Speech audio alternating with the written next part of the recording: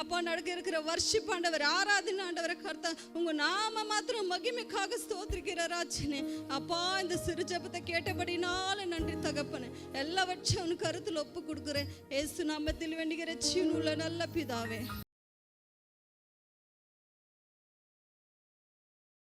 ಏನಾದರೂ ನೀನೇ ಮಾಡಿ ಕಥೆಯೆಲ್ಲ ಬದಲಾಗಿಸುವೆ, ನಿನ್ನ ನಾಮಕ್ಕೆ ಎಲ್ಲ ಮಹಿಮೆ ತಂದುಕೊಳ್ಳುವೆ. ಯೇಸುವೇ ಯೇಸುವೇ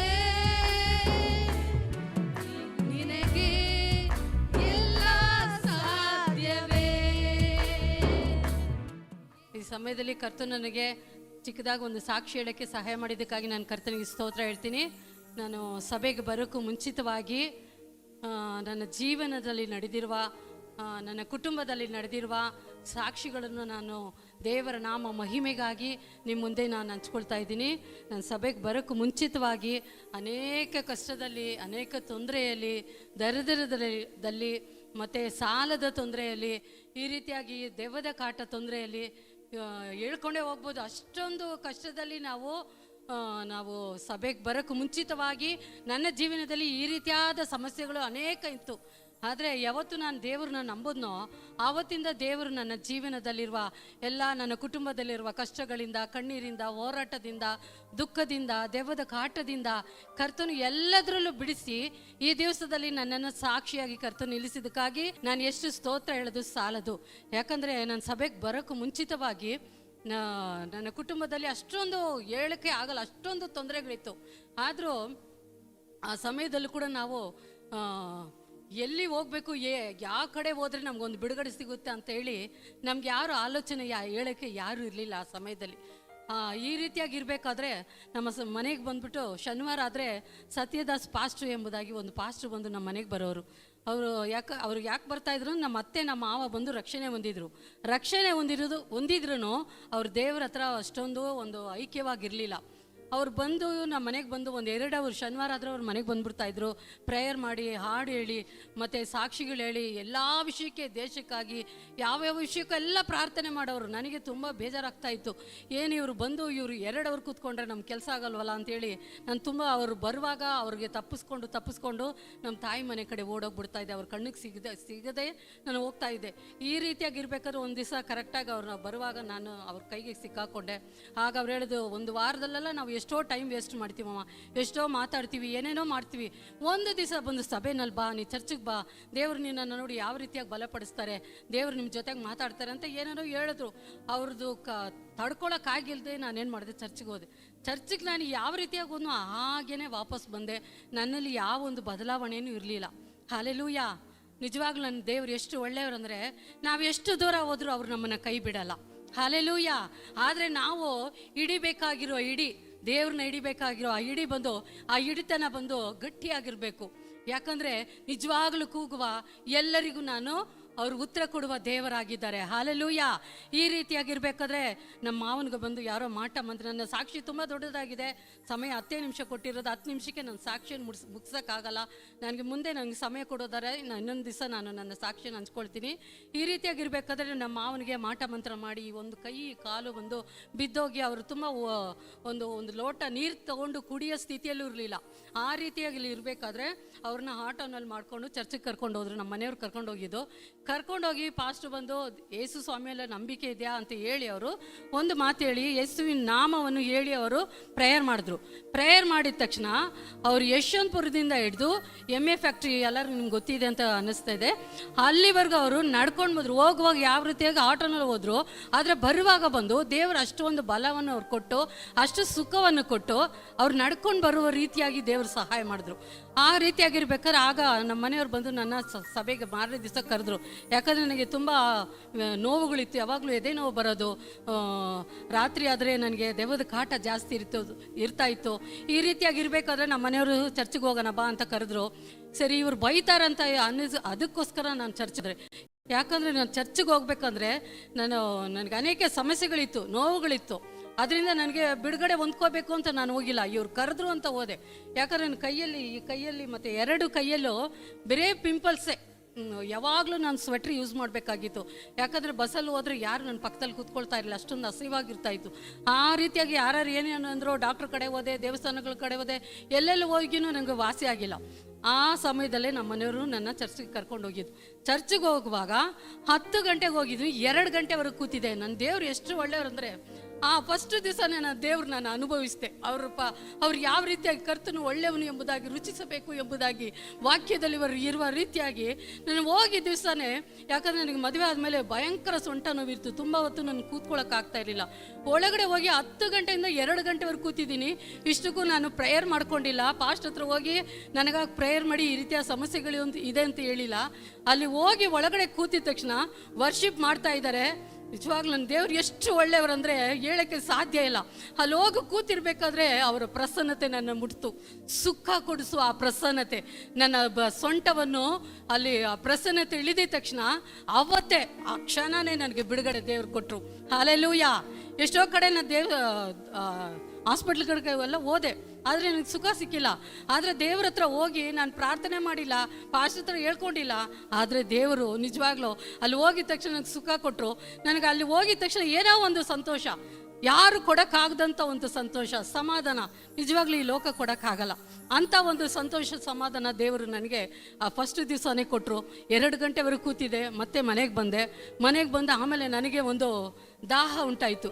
ಬರೋವಾರ ನಾನು ಚರ್ಚಿಗೆ ಹೋಗಬೇಕು, ಬರೋವಾರ ನಾವು ಚರ್ಚಿಗೆ ಹೋಗಬೇಕು ಅಂತೇಳಿ ಆಗಂದ ನಾನು ಚರ್ಚಿಗೆ ಹೋಗೋಕ್ಕೆ ಶುರು ಮಾಡಿದೆ. ನಿಜವಾಗ್ಲೂ ನನ್ನ ಜೀವನದಲ್ಲಿ ಇದ್ದಿದ್ದ ಒಂದೊಂದು ಸಮಸ್ಯೆಗಳನ್ನು ಕರ್ತನು ಓಡಿಸುವುದಕ್ಕೆ ಶಕ್ತನಾದ ದೇವರಾಗಿದ್ದಾರೆ. ಕರ್ತನು ಯಾರು ಎಂಬುದಾಗಿ ನಾವು ರುಚಿಸಬೇಕಾಗಿದೆ. ಸಭೆಗೆ ಬರೋದು ಮಾತ್ರವಲ್ಲ, ನಮ್ಮ ಅನುಭವಗಳು, ದೇವರಲ್ಲಿ ನಾವು ಪಡ್ಕೊಳ್ಳುವ ಅನುಭವಗಳು ಒಂದೊಂದು ನಾವು ಅನುಭವಿಸಬೇಕಾಗಿದೆ. ಈ ರೀತಿಯಾಗಿರ್ಬೇಕಾದ್ರೆ ಬರೋವಾರ ಹೋದೆ. ನನಗೆ ಈ ಕಿವಿ ಪಕ್ಕದಲ್ಲಿ ಒಂದು ಚಿಕ್ಕದು ಒಂದು ಹೋಲ್ಸಿದೆ, ಇವಾಗ ಕೂಡ ಇದೆ. ಆ ಕಿವಿ ಪಕ್ಕದಿಂದ ಒಂದು ಕೀ ವಾಸನೆ ಬರ್ತಾ ಇತ್ತು. ಕೀ ವಾಸನೆ ಬರುವಾಗ ನಾನು ಪಾಸ್ಟ್ ಹತ್ರ ಹೋಗಿ ಇದು ಒಂದು ವಿಷಯಕ್ಕಾಗಿ ನಾನು ಪ್ರೇಯರ್ ಮಾಡಿಕೊಂಡೆ. ನಾನು ಬೇರೆ ಕಡೆ ಎಲ್ಲಾದರೂ ಹೋಗುವಾಗ ನಾವೇನು ಪ್ರೇಯರ್ ಮಾಡ್ತೀವಿ, ಏನು ಅರಿಕೆ ಮಾಡ್ಕೊಳ್ತೀವಿ, 5 ವಾರ ಬರ್ತೀವಿ, 7 ವಾರ ಬರ್ತೀವಿ, 9 ವಾರ ಬರ್ತೀವಿ ಅಂತ. ಆ ರೀತಿಯಾಗಿ ನಾನು 9 ವಾರ ಬರ್ತೀನಿ, ನನಗೆ ಇದು ವಾಸಿ ಆದರೆ 9 ವಾರ ಬರ್ತೀನಿ ಅಂತೇಳಿ ನಾನು ಅರಿಕೆ ಮಾಡ್ಕೊಂಡು ಬಂದಿದ್ದ ರೀತಿಯಾಗಿ ಅಲ್ಲಿ ಹೋಗಿ ಹೊರಗಡೆ ಬಂದೆ. ನಿಜವಾಗ್ಲೂ ದೇವರು ಏನು ಮಾಡಿದ್ರು ಅಂದರೆ, ಒಂದು ಪ್ರೇಯರ್ ಆಯಿಲ್ ಪಾಸ್ಟರ್ ತಗೊಂಡೋಗಿ ಕೊಟ್ಟೆ.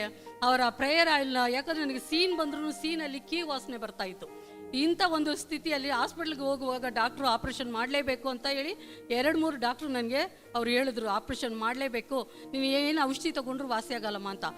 ಆದರೆ ನನ್ನ ಅಪ್ಪನ ಕಡೆಗೆ ನಾನು ಹೋಗಿದ ತಕ್ಷಣ ಆ ಪ್ರೇಯರ್ ಆಯಿಲಿಂದ 2 ಸರಿ ನಾನು ತಗೊಂಡಿದ್ದ ತಕ್ಷಣ ಆ ಕೀ ವಾಸನೆ, ಸೀನ್ ಬರುವಾಗ ಕೀ ವಾಸನೆ ಬರ್ತಾ ಇದೆ ಅಂತ ಚೆಕ್ ಮಾಡೋಕ್ಕೆ ಶುರು ಮಾಡಿದೆ. ನಿಜವಾಗ್ಲೂ ದೇವ್ರು ಎಷ್ಟು ಒಳ್ಳೆಯವ್ರಂದರೆ ಹೇಳ್ಕೊಳ್ಳೋಕ್ಕೆ ಸಾಧ್ಯನೇ ಇಲ್ಲ. ದೇವರು ಅದರಲ್ಲೂ ನನಗೆ ಬಿಡುಗಡೆ ಕೊಟ್ಟರು. ಇದು ಮಾತ್ರವಲ್ಲ, ಈ ಕೈಯಲ್ಲಿದ್ದ ಈ ಪಿಂಪಲ್ಸು, 2 ಕೈಯಲ್ಲಿದ್ದ ಪಿಂಪಲ್ಸಲ್ಲಿ ಎಷ್ಟೋ ನಾನು ಡಾಕ್ಟ್ರ್ ಕಡೆ ಹೋದೆ. ನಿಜವಾಗ್ಲೂ ಹೇಳ್ತೀನಿ ನೋಡಿ, ದೇವ್ರ ಸಮ್ಮುಖದಲ್ಲಿ ನಿಂತ್ಕೊಂಡು ನಾನು ಹೇಳ್ತಾ ಇರೋದು ನಿಜವಾಗ್ಲೂ ನಡೆದಿದ್ದ ಸಾಕ್ಷಿ ನನ್ನ ಜೀವನದಲ್ಲಿ. ಆ ರೀತಿಯಾಗಿ ಕೈಗಳಲ್ಲಿ ಇರಬೇಕಾದ್ರೆ ಪಾಸ್ಟ್ ಕೊಟ್ಟಿರುವ ಎಣ್ಣೆನ ತೆಗೆದು ಯೇಸುವಿನ ರಕ್ತಕ್ಕೆ ಜಯವಾಗಲಿ ಅಂತೇಳಿ ನಂಬಿಕೆಯೊಂದಿಗೆ ಆಗ್ತೆ. ನಾವು ಸಭೆಗೆ ಬರೋದು ದೊಡ್ಡ ವಿಷಯ ಅಲ್ಲ, ನಂಬಿಕೆ ಇರಬೇಕು. ದೇವರಲ್ಲಿ ಒಂದು ನಂಬಿಕೆ, ದೃಢತೆ ಇರಬೇಕು. ನಾನು ದೇವರ ಹತ್ರ ಬರ್ತಾ ಇದ್ದೀನಿ, ಇವತ್ತು ನನ್ನ ಹತ್ರ ದೇವರು ಏನೋ ನನಗೆ ಕೊಡುವುದಕ್ಕೆ ಅವರು ಆಯುಧವಾಗಿ ಬಂದಿದ್ದಾರೆ ಅಂತೇಳಿ ಈ ಒಂದು ದಾಹದಿಂದ ಬರುವಾಗ ನಿಜವಾಗ್ಲೂ ನಾವು ಎದುರು ನೋಡುವ ಕಾರ್ಯಗಳಿಗಿಂತಲೋ, ಯಾಕಂದರೆ ಬೇಡುವುದಕ್ಕಿಂತಲೋ ಯೋಚಿಸುವುದಿಂತಲೋ ಅಧಿಕವಾಗಿ ಕೊಡುವ ದೇವರು ನಮ್ಮ ದೇವರಾಗಿದ್ದಾರೆ. ಹಲ್ಲೆಲೂಯಾ. ಹಾಗೇನೆ ಅಲ್ಲಿ ಪಾಸ್ಟು ಪ್ರೇಯರ್ ಮಾಡಿದ್ದು ಕೊಟ್ಟೆ ಎಣ್ಣೆನ ನಾನು ಹಚ್ಚಕ್ಕೆ ಶುರು ಮಾಡಿದೆ. 2 ಸರಿ ನಾನು ಹಚ್ಚಿದ್ದು, ದೇವ್ರು ನೋಡ್ತಾ ಇದ್ದಾರೆ ನಾನು ಮಾತಾಡುವ ಮಾತನ್ನ. 2 ಸರಿ ಹಚ್ಚಿದೆ. ಇಲ್ಲಿಂದ ಹಿಡಿದು ಇಲ್ಲಿ ಈ ಕೈಯಿಂದ ಹಿಡಿದು ಈ ಮಂಡಿವರೆಗಿದ್ದನ್ನು ಗುಳ್ಳೆಗಳು ಎಲ್ಲ ತಾನಾಗಿ ಹೋಯ್ತು. ಆಗ ನನಗಿನ್ನೂ ದೇವ್ರ ಮೇಲೆ ತುಂಬ ನಂಬಿಕೆ ಬಂದ್ಬಿಡ್ತು. ಇದು ಮಾತ್ರವಲ್ಲ, ದೆವ್ವದ ಕಾಟದಿಂದ ನಾನು ಎಷ್ಟು ಅವಸ್ಥೆ ಪಡ್ತಾ ಇದ್ದೆ ಅಂದರೆ ಅಷ್ಟು ನಾನು ಅದು ಹೇಳೋಕ್ಕಾಗಲ್ಲ ಹೊರಗಡೆ, ಅಷ್ಟೊಂದು ಅವಸ್ಥೆ ಪಡ್ತಾ ಇದ್ದೆ. ಯಾವತ್ತು ನಾನು ಸಭೆಗೆ ಹೋಗಿ ನಾನು ಕಾಲಿಟ್ನೋ ಆವತ್ತಿಂದ ಇದುವರೆಗೂ ದೇವ ನನ್ನ ನೆರಳನ್ನು ಕೂಡ ಮುಟ್ಟಕ್ಕೆ ಅದಕ್ಕೆ ಅಧಿಕಾರ ಇಲ್ಲ. ದೇವರು ಈ ರೀತಿಯಾಗಿ ಅದ್ಭುತವಾಗಿ ಒಂದೊಂದು ವಿಷಯದಲ್ಲೂ ನನ್ನನ್ನು ಬಿಡಿಸಿ, ಒಂದೊಂದು ವಿಷಯದಲ್ಲೂ ನನ್ನ ಕುಟುಂಬವನ್ನು ಬಿಡಿಸಿ ಕರ್ತನ ನಮ್ಮನ್ನು ಕಂಡುಗುಡ್ಡೆಯಾಗಿ ಕಾದು, ಯಾಕಂದ್ರೆ ದರಿದ್ರಲ್ಲಿ ಇದು ಯಾಕಂದ್ರೆ ಒಳ್ಳೆ ಒಂದು ಊಟ ಇರ್ತಾ ಇರಲಿಲ್ಲ, ಒಳ್ಳೆ ಒಂದು ಬಟ್ಟೆ ಇರ್ತಾ ಇರಲಿಲ್ಲ. ಇವತ್ತು ಕರ್ತನು ನಮ್ಮನ್ನು ಯಾವ ರೀತಿಯಾಗಿ ಆಶೀರ್ವದಿಸಿದ್ದಾರಂದ್ರೆ ಬೇರೆಯವರಿಗೆ ನಾವು ಸಹಾಯ ಮಾಡುವ ರೀತಿಯಾಗಿ. ಯಾಕಂದ್ರೆ ಅವರು ನಂಬಿದ ಮಕ್ಕಳು ಒಂದು ದಿವಸನೂ ಹಾಲೆಲೂಯಾ ಲಜ್ಜೆ ಕೆಟ್ಟು ಹೋಗುವುದಕ್ಕೆ ಅವ್ರು ಬಿಡುವುದಿಲ್ಲ ಅಂತೆ. ಆ ರೀತಿಯಾಗಿ ಅವ್ರನ್ನ ನಂಬಿ ಹೋದೆ. ಕರ್ತನು ನನ್ನ ಜೀವನದಲ್ಲಿ ಎಲ್ಲ ಕೊರತೆಗಳು, ಎಲ್ಲ ನೋವುಗಳು, ಎಲ್ಲ ದುಃಖಗಳು, ಕಣ್ಣೀರುಗಳು, ನಾನು ತಡ್ಕೊಳಕ್ಕಾಗದೆ ನಾನು ಎಷ್ಟೋ ಸರಿ ಕೊರಿಗೆ ಹತ್ತಿದ್ದೀನಿ. ಆ ಸಮಯದಲ್ಲ ಭಯಪಡಬೇಡ ಮಗಳೇ, ನಾನು ನಿನ್ನ ಜೊತೆಗಿದ್ದೀನಿ ಅಂತ ಹೇಳಿ ನನಗೆ ಧೈರ್ಯಪಡಿಸಿ ಒಂದೊಂದು ವಿಷಯಲ್ಲೂ ನನ್ನನ್ನು ಕರ್ತನು ಕಾದುಕೊಂಡ್ರು. ಈ ರೀತಿಯಾಗಿ ಅನೇಕ ವಿಷಯಗಳನ್ನ ಹೇಳ್ಬೋದು. ಸಭೆಗೆ ಹೋಗ್ತಾ ಹೋಗ್ತಾ, ಯಾಕಂದ್ರೆ ನಮ್ಮ ಮನೆಯವ್ರು ಓದಿರೋದು 1ನೇ ಕ್ಲಾಸ್ನೇ, ಅವ್ರಿಗೇನು ಓದೋಕೆ ಆ ಕೂಡ ಬರಲ್ಲ. ಆದರೆ ಮದುವೆ ಆಗಿ ಹೋದ್ಮೇಲೆ ನಾನು ಸ್ವಲ್ಪ ಹೇಳ್ಕೊಟ್ಟೆ, ಎಲ್ಲ ಸ್ವಲ್ಪ ಕಲ್ತ್ಕೊಂಡ್ರು. ಅಂಥ ಒಂದು ಸ್ಥಿತಿಯಲ್ಲಿ ಅವ್ರು ಏನು ಮಾಡಿದ್ರು ಅಂದರೆ, ಒಂದು ಚಿಕ್ಕದಾಗಿ ಒಂದು ಫ್ಯಾಕ್ಟ್ರಿ ಇಟ್ಟು ಅದರಲ್ಲಿ ಹೇಗಾದರೂ ಒಂದು ಸಂಪಾದನೆ ಮಾಡಬೇಕು. ಎಷ್ಟು ದಿವಸ ನಾವು ಇನ್ನೊಬ್ರು ಕಾಲು ಕೆಳಗಡೆ ಹೋಗಿ ಕೆಲಸ ಮಾಡೋದು ಅಂತ ಒಡವೆಲ್ಲ ಮಾರಿ ಹಣಗಳೆಲ್ಲ ಹಾಕಿ ಇಲ್ಲೇ ಮೋಹನ್ ಕುಮಾರ್ ನಗರಲ್ಲೇ ಒಂದು ಫ್ಯಾಕ್ಟ್ರಿ ಇಟ್ಟು 3 ತಿಂಗಳಾಗಿ ಒಂದು ಕೆಲಸನೂ ನಮಗೆ ಆರ್ಡ್ರ್ ಬರಲಿಲ್ಲ. ಆಗ ನಮ್ಮ ಮನೆಗೆಲ್ಲ ಭಯಕ್ಕೆ ಶುರು ಮಾಡಿದ್ರು. ಹಣಕ್ಕೆ ಹಣನೂ ಹೋಯ್ತು, ಒಡವೆನೇ ಹೋಯ್ತು ಅಂತ ಹೇಳಿ ಶುರು ಮಾಡುವಾಗ ಇವ್ರಿಗೆ ತಡ್ಕೊಳಕ್ಕಾಗದೆ ಏನು ಮಾಡಿದ್ರು, ರೈಲ್ವೆ ಟ್ರ್ಯಾಕ್ ಹೋಗಿ ತಲೆ ಕೊಟ್ಬಿಡ್ಬೇಕು, ಏನಕ್ಕೆ ಜೀವಂತವಾಗಿರಬೇಕು ಅಂತೇಳಿ ನಾನು ಆ ಸಮಯದಲ್ಲಿ ಡೆಲಿವರಿಗೆ ನಮ್ಮ ತಾಯಿ ಮನೆಗೆ ಹೋಗಿದ್ದೀನಿ. ಈ ರೀತಿಯಾಗಿ ಅವ್ರು ಯೋಚನೆ ಮಾಡ್ಕೊಂಡು ರೈಲ್ವೆ ಟ್ರ್ಯಾಕಿಗೆ ಹೋಗಿರೋ ಸಮಯದಲ್ಲಿ ಆಗ ನಾವು ಸಭೆಗೆ ಹೋಗೋ ಹೊಸಗ ಹೋಗ್ತಾ ಬರ್ತಾ ಇದ್ವಿ ಅಷ್ಟೇ. ಅಷ್ಟೊಂದು ಡೀಪಾಗಿ ನಮ್ಮ ಮನೆಯವರು ದೇವ್ರನ್ನ ಹಿಡ್ಕೊಂಡಿಲ್ಲ. ಹಾಗೆ ಅವ್ರು ನೆನೆಸ್ಕೊಂಡು ಅಲ್ಲಿ ಹೋಗಿರುವಾಗ ಯಾವಾಗಲೂ ರೌಡಲ್ಲಿ ಆ ಟ್ರ್ಯಾಕಲ್ಲಿ ಟ್ರೈನ್ ಹೋಗ್ತಾ ಬರ್ತಾ ಇರೋದು. ಆವತ್ತು ನೋಡು ದೇವ್ರು ಯಾವ ರೀತಿಯಾಗಿ ನಮ್ಮನ್ನು ಹುಡುಕಿ ಬರ್ತಾರಂದರೆ, ಆ ಸಮಯದಲ್ಲಿ ಆ ಟ್ರ್ಯಾಕಲ್ಲಿ ಯಾವ ಟ್ರೈನು ಬರಲಿಲ್ಲ. ಯಾಕಂದರೆ ದೇವ್ರಿಗೆ ನಾವು ಬೇಕಾಗಿತ್ತು, ಅವ್ರ ರಾಜ್ಯಕ್ಕೆ ನಾವು ಬೇಕಾಗಿತ್ತು, ಅವ್ರ ಸಮ್ಮುಖವನ್ನು ಅನೇಕರ ಹತ್ರ ಹಂಚ್ಕೊಳ್ಳೋಕ್ಕೆ ನಾವು ಬೇಕಾಗಿತ್ತು. ಅದಕ್ಕೆ ದೇವರು ಅವತ್ತೇನು ಮಾಡಿದ್ದಾರೆ, ಇವ್ರಿಗೆ ಟ್ರ್ಯಾಕಲ್ಲಿ ತಲೆ ಕೊಡಬೇಕು ಅಂತ ಹೋದವರು ಮತ್ತೆ ಅವರು ಏನೋ ಒಂದು ಯೋಚನೆ ಬಂದು ಅವ್ರು ವಾಪಸ್ ಬಂದು ಆಗ ಅವರು ದೇವ್ರನ್ನ ಸಭೆಗೆ ಅವರು ಇನ್ನೂ ಡೀಪಾಗಿ ದೇವ್ರ ಹತ್ರ ಹೋಗೋಕ್ಕೆ ಶುರು ಮಾಡಿದ್ರು. ಆಗ ಒಂದೊಂದು ವಿಷಯದಲ್ಲೂ ಕರ್ತನ ನಮ್ಮನ್ನು ಬಿಡಿಸಿ, ನಿಜವಾಗ್ಲೂ ಹೇಳ್ತೀನಿ 3 ತಿಂಗಳು ನಮ್ಗೆ ಆರ್ಡ್ರ್ ಯಾವುದು ಬಂದಿಲ್ಲ.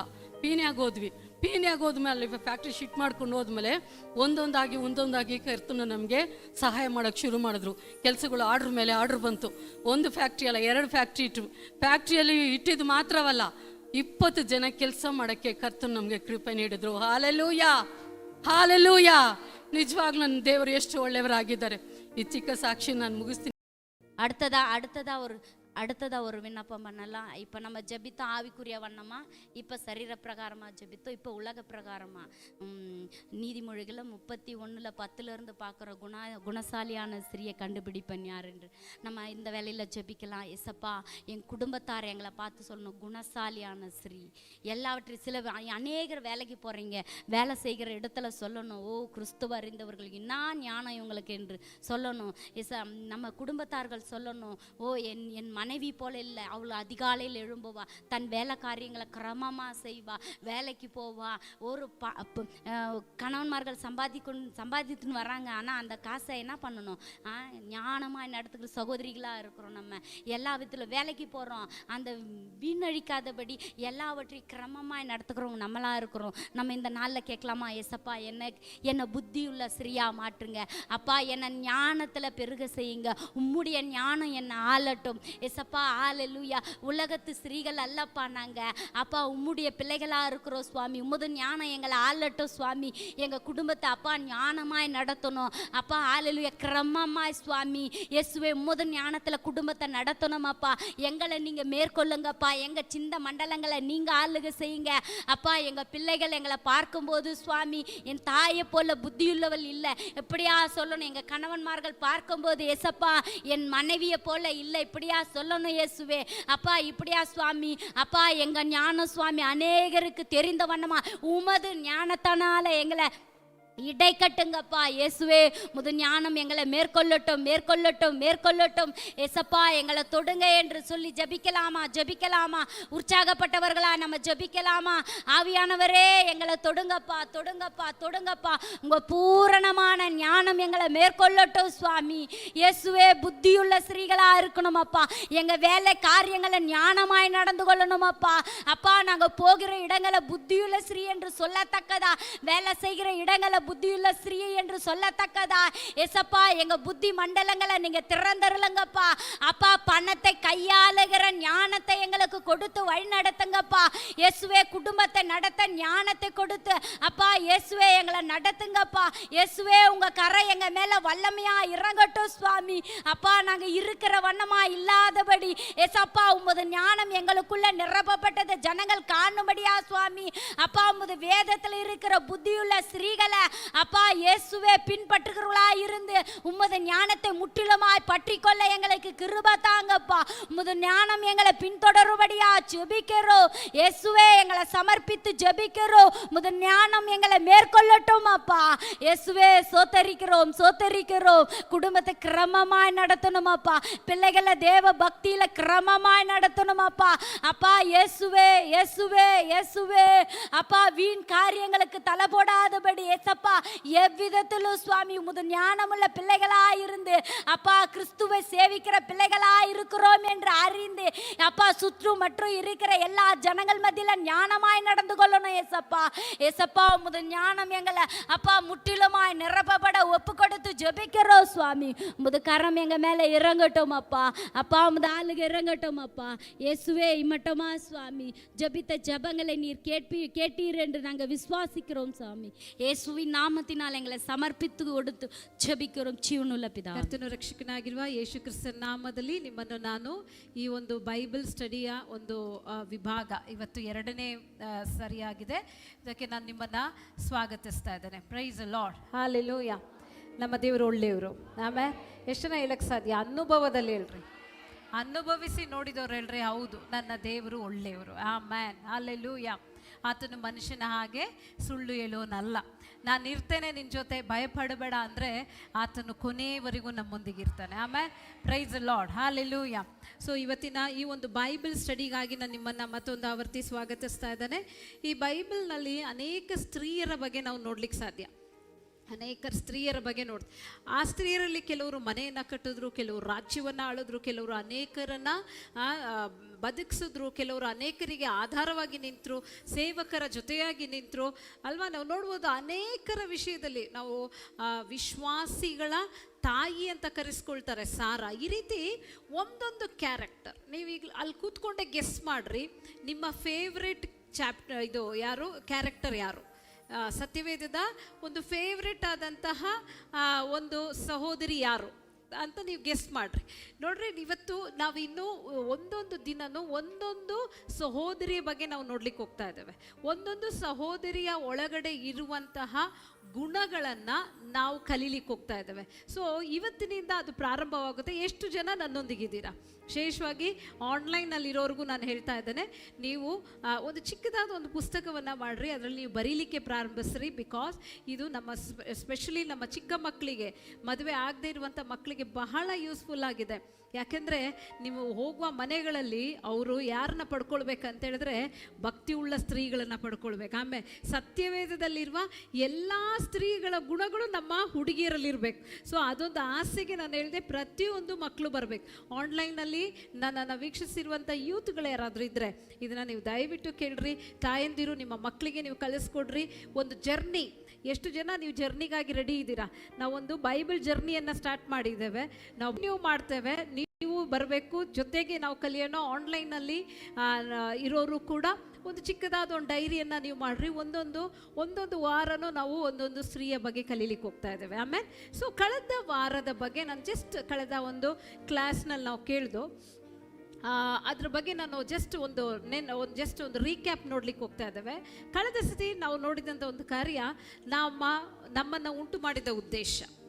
ಸೊ ನಮಗೆಲ್ಲರಿಗೂ ಗೊತ್ತಿದೆ ನಾವು ಮನೆಯನ್ನು ಕಟ್ಟಲಿಕ್ಕೆ ಉಂಟು ಮಾಡಿದ್ದು ಅಂತಲ್ವಾ. ನಿಮ್ಗೀಗ ಅಯ್ಯೋ ಆಂಟಿ ಏನು ಹೇಳ್ತಿದ್ದಾರೆ, ಬೋರ್ ಆಗ್ತಿದೆ ಅಂತ ಅನ್ನಿಸ್ಬೋದು. ಒಂದು ರಿಯಾಲಿಟಿಗೆ ಬರೋ ದಿನ ಇದೆ. ಮನೆಯನ್ನು ಕಟ್ಟಲಿಕ್ಕಾಗಿ ಒಂದು ಮನೆ ನಿಮಗೆ ಕೊಡಲ್ಪಡುತ್ತೆ, ಕುಟುಂಬವನ್ನು ನಡೆಸಲಿಕ್ಕೆ ಒಬ್ಬರನ್ನ ಕೊಡಲ್ಪಡುತ್ತೆ. ಆಗ ಈ ಆಂಟಿನ, ಈ ಸಭೆನ ನೀವು ಮರಿಬಾರ್ದು. ಆಮೇಲೆ ನಿಮ್ಮನ್ನು ಚೆನ್ನಾಗಿ ತಯಾರು ಮಾಡಿ ಮನೆ ಕಟ್ಟುವವರಾಗಿ ನಾವು ಒಬ್ಬರಿಗೆ ನಾವು ಗಿಫ್ಟ್ ಮಾಡಬೇಕು. ಆಮೇಲೆ ಅವ್ರು ಹೇಳಬೇಕು, ನಮಗೆಂತ ಆಶೀರ್ವದಿಸಲ್ಪಟ್ಟಂಥ ಹೆಣ್ಣು ಮಕ್ಕಳನ್ನ ಕೊಟ್ಟಿದ್ದೀರಾ. Amen, hallelujah. ಸೊ ನಾವೀಗ ನೋಡೋಣ, ಕಳೆದ ಸತಿ ನಾವು ನೋಡ್ದೋ, ನಾವು ಬರೀ ಮನೇನ ಕಟ್ಲಿಕ್ಕೆ ಮಾತ್ರ ಅಲ್ಲ ಕರೆಯಲ್ಪಟ್ಟಿದ್ದು, ನಾವು ಜನಾಂಗಗಳನ್ನ ಕಟ್ಲಿಕ್ಕಿರೋರು. ಆಮೇಲೆ ಸಂತತಿಗೆ ನಮಗಿರುವಂಥ ಈ ಒಂದು ನಂಬಿಕೆ, ನಾವು ಪಡ್ಕೊಂಡಂಥ ದೇವರ ಭಕ್ತಿಯನ್ನು ನಮ್ಮ ನೆಕ್ಸ್ಟ್ ಮಕ್ಕಳು, ನಮ್ಮ ನೆಕ್ಸ್ಟ್ ಮಕ್ಕಳು. ಸೊ ನೀವು ಹೇಳ್ಬೋದು ನನಗೆ ಮಕ್ಕಳೇ ಇಲ್ಲ ಅಂತ, ಆದರೆ ನಿಮ್ಮ ಮನೆಯಲ್ಲಿ ಇರೋರ ಮೇಲೆಲ್ಲ ನೀವು ಪ್ರಭಾವ ಬೀರ್ಲಿಕ್ಕೆ ಸಾಧ್ಯ. ನೀವೊಂದು ಪ್ರಾರ್ಥನೆ ಮಾಡುವ ಸ್ತ್ರೀಯಾಗಿದ್ದರೆ ನಿಮ್ಮ ಮುಂದೆ ಎಲ್ಲ ಸಮಸ್ಯೆ ಮೊಣಕಾಲಾಗುತ್ತೆ.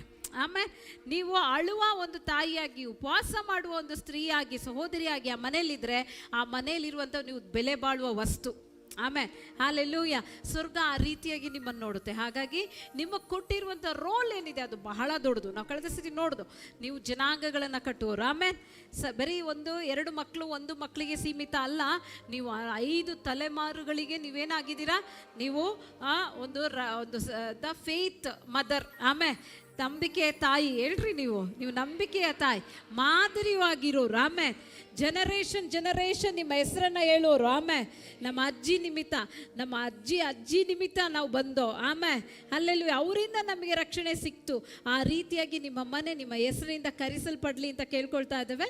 ಇವತ್ತು ನಾವು ನೋಡುವಂಥ ಒಂದು ಕಾರ್ಯ ಅಂತ ಹೇಳಿದ್ರೆ, ಜಸ್ಟ್ ನಾನು ಕೇಳ್ತೇನೆ, ಯಾರು first woman of the world, ಯಾರು ಮೊದಲನೇ ಒಂದು ತಾಯಿ ಇರ್ಬೋದು? ಹವ್ವಾಳ ಬಗ್ಗೆ ನಾವು ನೋಡ್ತಾ ಇದ್ದೇವೆ. ಆಮೇಲೆ ಯಾಕೆಂದರೆ ಇವರು ನಮಗೆ ಎಲ್ಲರಿಗೂ ಅಜ್ಜಿ ಮುತ್ತಜ್ಜಿ ಆಗಿದ್ದಾರೆ. ಆಮೇಲೆ ಅಲ್ವಾ, ಅವರ ಹಿಂದೆ ಬಂದಂಥವ್ರು ನಾವು ಡಾಟರ್ಸ್ ಆಫ್ ಈವ್ ಅಂತ ಹೇಳ್ಬೋದು. ಇವತ್ತು ನಾವು ಅವರ ಒಂದು ಜೀವನದಲ್ಲಿರುವಂಥ ಕಾರ್ಯಗಳನ್ನ ಕಲೀಲಿಕ್ಕೆ ಹೋಗ್ತಾ ಇದ್ದೇವೆ. ಸೊ ಇಷ್ಟು ದಿನ ನಾವು ಒಂದೇ ಹ್ಯಾಂಗಲಲ್ಲಿ ನೋಡ್ತಿದ್ದೋ, ಆದರೆ ದೇವ್ರ ಕೃಪೆ, ಇವತ್ತು ದೇವರು ಜ್ಞಾನವನ್ನು ಕೊಡ್ತಾ ಇದ್ದಾರೆ. ಅವಳಿಂದನೂ ನಾವು ಅನೇಕ ಕಾರ್ಯಗಳನ್ನ ಕಲಿಬೋದು. ಆಮೇಲೆ ಸೊ ಹವ್ವಾಳ ಬಗ್ಗೆ ಹೇಳಬೇಕಾದ್ರೆ, ಫಸ್ಟ್ ವುಮನ್ ಅಂತ ಹೇಳ್ತಾರೆ, ಮದರ್ ಆಫ್ ಆಲ್ ಲಿವಿಂಗ್ ಅಂತ ಹೇಳ್ತಾರೆ. ಅಂದರೆ ಎಲ್ಲರಿಗಿರುವಂಥ ಭೂಲೋಕದಲ್ಲಿರುವಂಥ ಮೊದಲನ ಮಾತೆ ಅಂತ ಕರೆಯಲ್ಪಡ್ತಾರೆ ಅಲ್ವಾ. ಸೊ ಅನೇಕ ಹೆಸರುಗಳು ಕರೆಯಲ್ಪಟ್ಟಿದೆ. ಆದರೆ ನಾನು ಈ ಒಂದು ಸ್ಟಡಿಯನ್ನು ಮುಗಿಸಿದ ಮೇಲೆ ನಾನು ಹವ್ವಾಳಿಗೆ ಒಂದು ಟೈಟಲ್ ಕೊಡೋಕ್ಕೆ ಇಷ್ಟಪಡ್ತಾ ಇದ್ದೇನೆ, woman try to build the broken bridge, ಮುರಿದು ಹೋದ ಸೇತುವೆಯನ್ನು ಕಟ್ಟುವ ಮಹಿಳೆ. ಸೊ ನಾವಿವತ್ತು ಹವ್ವಾಳ ಲೈಫ್ನಿಂದ ನಮ್ಮ ಜೀವಿತದಲ್ಲಿ ಏನೆಲ್ಲ ನಾವು ಕಲಿಬೋದೆಂಬುದಾಗಿ ನೋಡೋಣ. ನಾನು ಆಲ್ರೆಡಿ ಹೇಳಿದೆ, ಹವ್ವಾಳ ಬಗ್ಗೆ ಹೇಳ್ಬೇಕಂದ್ರೆ ಮೊದಲನೇ ಮಹಿಳೆ, ಮೊದಲನೇ ಹೆಂಡತಿ, ಮೊದಲನೇ ಮದುವೆ ಅಲ್ವಾ. ಅವಳ ಮದುವೆಗೆ ಬ್ಯೂಟಿಷಿಯನ್ಸ್ ಯಾರೂ ಇರಲಿಲ್ಲ, ಅವಳನ್ನ ತಯಾರು ಮಾಡೋಕ್ಕೆ ಯಾರೂ ಇರಲಿಲ್ಲ, ಅವಳಿಗೆ ಕಾಂಪಿಟೇಟರ್ ಯಾರೂ ಇರಲಿಲ್ಲ, ಅವಳಿಗೊಂದು ಸಲಹೆ ಕೊಡೋಕ್ಕೂ ಯಾರೂ ಇರಲಿಲ್ಲ. ಮತ್ತು ಅವಳದು ಫಸ್ಟ್ ಡೆಲಿವರಿನಲ್ಲಿ ತಾಯಿನೇ ಇಲ್ಲ, ಮಗುವನ್ನು ಮಾಡಿದ್ಲು, ಯಾರೂ ಇಲ್ಲ. ಕಂಪ್ಲೇಂಟ್ ಮಾಡಿ ಜಗಳ ಮಾಡೋಕ್ಕೆ ಅಲ್ಲಿ ಅತ್ತೆ ಇಲ್ಲ, ಸೊಸೆ ಇಲ್ಲ, ಮತ್ತು ಅವ್ರಿಗೆ ನಾದಿನಿಗಳಿಲ್ಲ, ಯಾರೂ ಇಲ್ಲ. ನೋಡಬೇಕಾದ್ರೆ ಯಾರೂ ಇಲ್ಲದ ಒಂದು ಇದರಲ್ಲಿ ಒಬ್ಬಳೇ ಆದವಳು.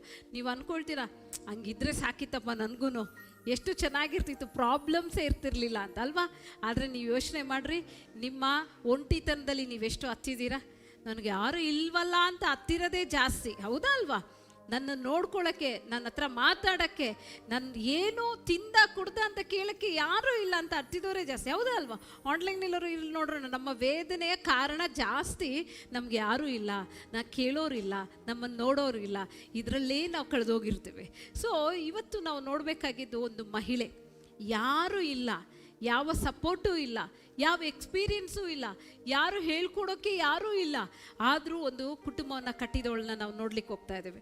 ಸೊ ನನ್ನ ಈ ಒಂದು ಕ್ಲಾಸಿನ ಒಂದು ಭಾಗವಾಗಿದೆ ಆದಿಕಾಂಡದ 3 ಮತ್ತು 4ನೇ ಅಧ್ಯಾಯವನ್ನು ಕಲೀಲಿಕ್ಕೆ ಹೋಗ್ತಾ ಇದೆ. ನಾನು ಆಲ್ರೆಡಿ ಹೇಳಿದೆ, ಇನ್ನೊಂದು ಸ್ಪೆಷಾಲಿಟಿ ಆಫ್ ಹವ್ವಾಳ ಏನಂದರೆ, ಅವಳಿಗೆ ಚೈಲ್ಡ್ಹುಡ್ ಎಕ್ಸ್ಪೀರಿಯನ್ಸೇ ಇಲ್ಲ, ಮಗುನೂ ಆಗಿಲ್ಲ, ಅವಳು ಟೀನೇಜ್ಗೂ ಬಂದಿಲ್ಲ, ಆಟನೂ ಆಡಿಲ್ಲ.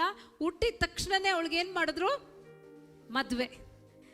ಹುಟ್ಟಿದ್ದೇ ಮದುವೆಗಾಗಿ, ಹುಟ್ಟಿದ್ಲು ತಕ್ಷಣವೇ ಗಂಡನ ನೋಡಿದ್ಲು, ಮದುವೆ ಆಯಿತು, ದೇವರು ಬಂದು ಮದುವೆ ಮಾಡೋದು. ಸೊ ಯಾವುದೇ ಎಕ್ಸ್ಪೀರಿಯನ್ಸ್ ಇಲ್ಲ, ಕಂಪ್ಲೀಟ್ಲಿ. ನೋಡ್ರಿ, ನಾನು ಏನಕ್ಕೆ ಹೇಳ್ತಿದ್ದೀನಿ ಅಂದರೆ, ಅವಳ ಒಂದು ಸೈಕಲಾಜಿಕಲ್ ಸ್ಟೇಟ್ಗೆ ನೀವು ಅರ್ಥ ಮಾಡ್ಕೊಳ್ಬೇಕು, ಮಾನಸಿಕ ಆರೋಗ್ಯ ಅವಳದು ಎಷ್ಟಿತ್ತು. ಸೊ ಅವಳು ಹುಟ್ಟಿದೆ ಒಂದು ಅಡಲ್ಟ್ ಆಗಿ. ದೇವರು ಹೇಗೆ ಮಾಡಿದ್ರು, ಯಾವ ರೀತಿ ಆದಾಮನಿಗೆ ಮಾಡಲಿಕ್ಕೆ ದೇವರು ಎಷ್ಟು ಶ್ರಮೆಯನ್ನು ಪಟ್ಟರೋ, ಅದೇ ಶ್ರಮೆಯನ್ನು ಹವ್ವಾಳನ್ನು ಉಂಟು ಮಾಡಲಿಕ್ಕೂ ಪಟ್ಟರು. ದೇವ್ರು ಏನು ಮಾಡಿದ್ರು, ರೂಪಿಸಿದ್ರು.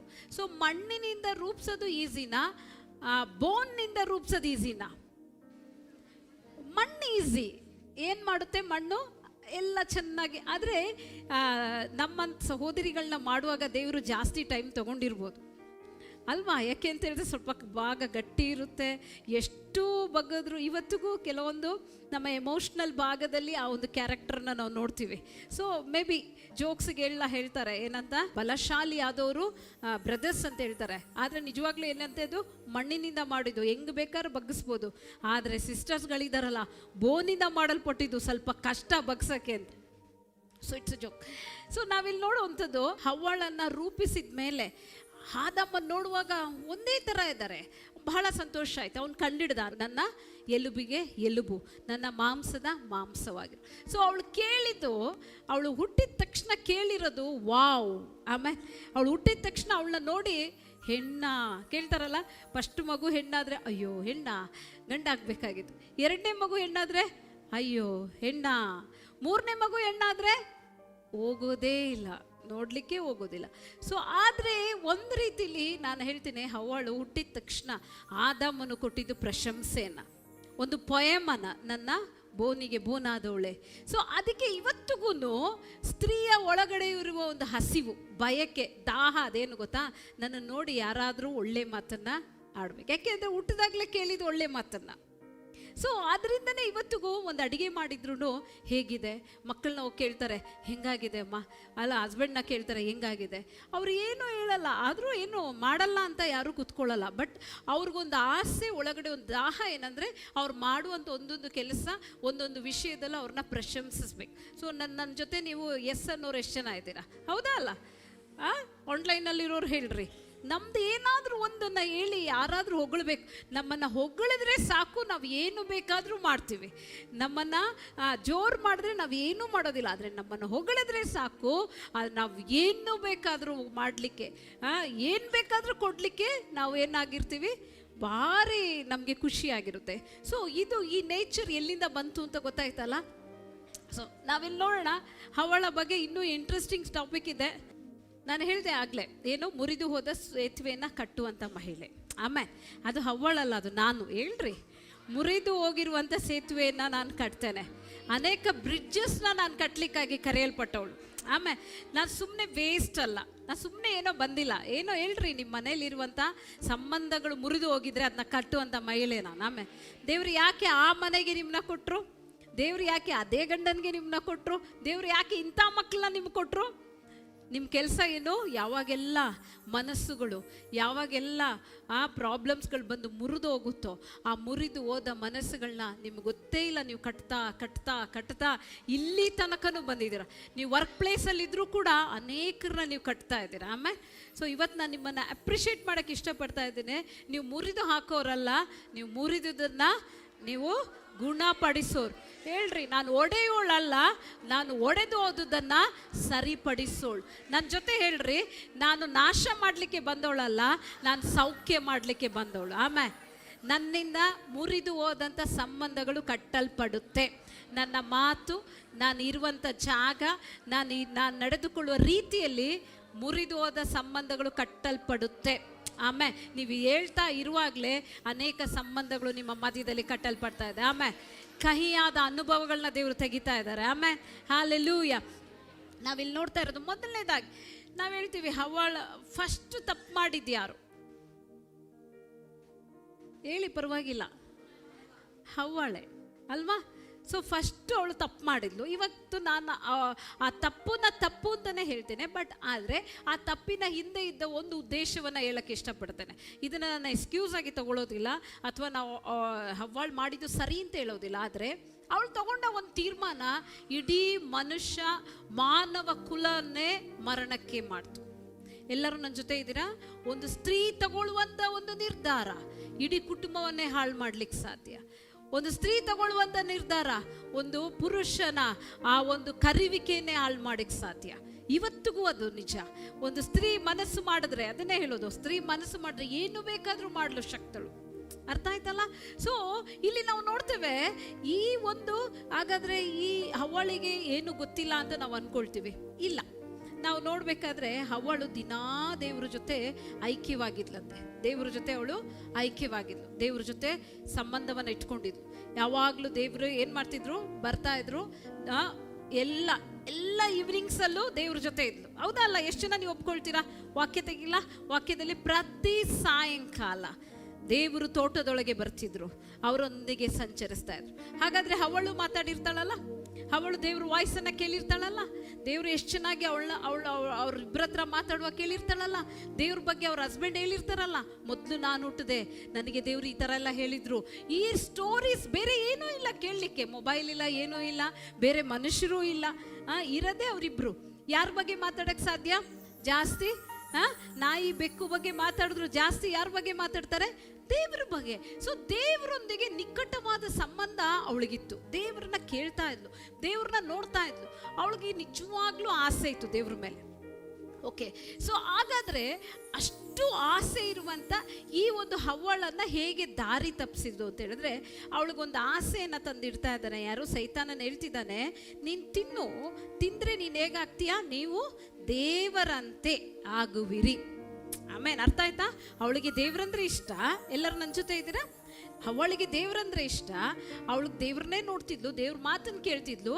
ಯಾವಾಗ ಇವಳಿಗೆ ಆ ಹಣ್ಣು ಚೆನ್ನಾಗಿದೆ, ಇದು ತಿಂದ್ರೆ ನಾನು ದೇವ್ರ ಥರ ಆಗ್ತೀನಿ ಅಂತ ಆಸೆ ಬಂತು, ನಾನು ದೇವ್ರ ಥರ ಆಗ್ಬೇಕಂತ ಒಂದೇ ಒಂದು ಆಸೆಯಲ್ಲಿ ಅವಳಿಗೆ ಮುಂದೆ ಇಟ್ಟಿದ್ದ ಆಜ್ಞೆಯನ್ನ, ಕಟ್ಟಳೆಯನ್ನ ಮರ್ತೋದ್ಲು. ಆ ದೇವರ ವಾಯ್ಸನ್ನು ಅವ್ರು ಮರ್ತೋದ್ಲು. ಸೈತಾನನ ಶಬ್ದಕ್ಕೆ ಅವಳು ಒಳಗಾದ್ಲು. ಕಣ್ಣಿನ ನೋಟಕ್ಕೆ ಅವಳು ಏನು ಮಾಡಿದ್ಲು? ಒಳಗಾಗಿ ಅದನ್ನು ಆಸೆಯಿಂದ ತಿಂದ್ಲು. ಏನು ಆಸೆ ಅದು? ದೇವರಂತೆ ಆಗುವ ಆಸೆ. ಇವತ್ತು ಕೂಡ ನಾವು ಅದೇ ರೀತಿ ಒಂದು ಸೌಲನ ಕಥೆಯನ್ನು ನಾವು ನೋಡ್ಬೋದು. ಸೌಲನು ಅವನ ಜೀವಿತದಲ್ಲಿ ಅವನು ರಾಜ್ಯದಿಂದ ಬಿದ್ದೋಗ್ಲಿಕ್ಕೆ ಅವನು ಮಾಡಿರೋದೇನು? ದೇವರಿಗೋಸ್ಕರ ದೇವ್ರಿಗೆ ಇಷ್ಟವಿಲ್ಲದ ಕಾರ್ಯವನ್ನು ಮಾಡ್ದ.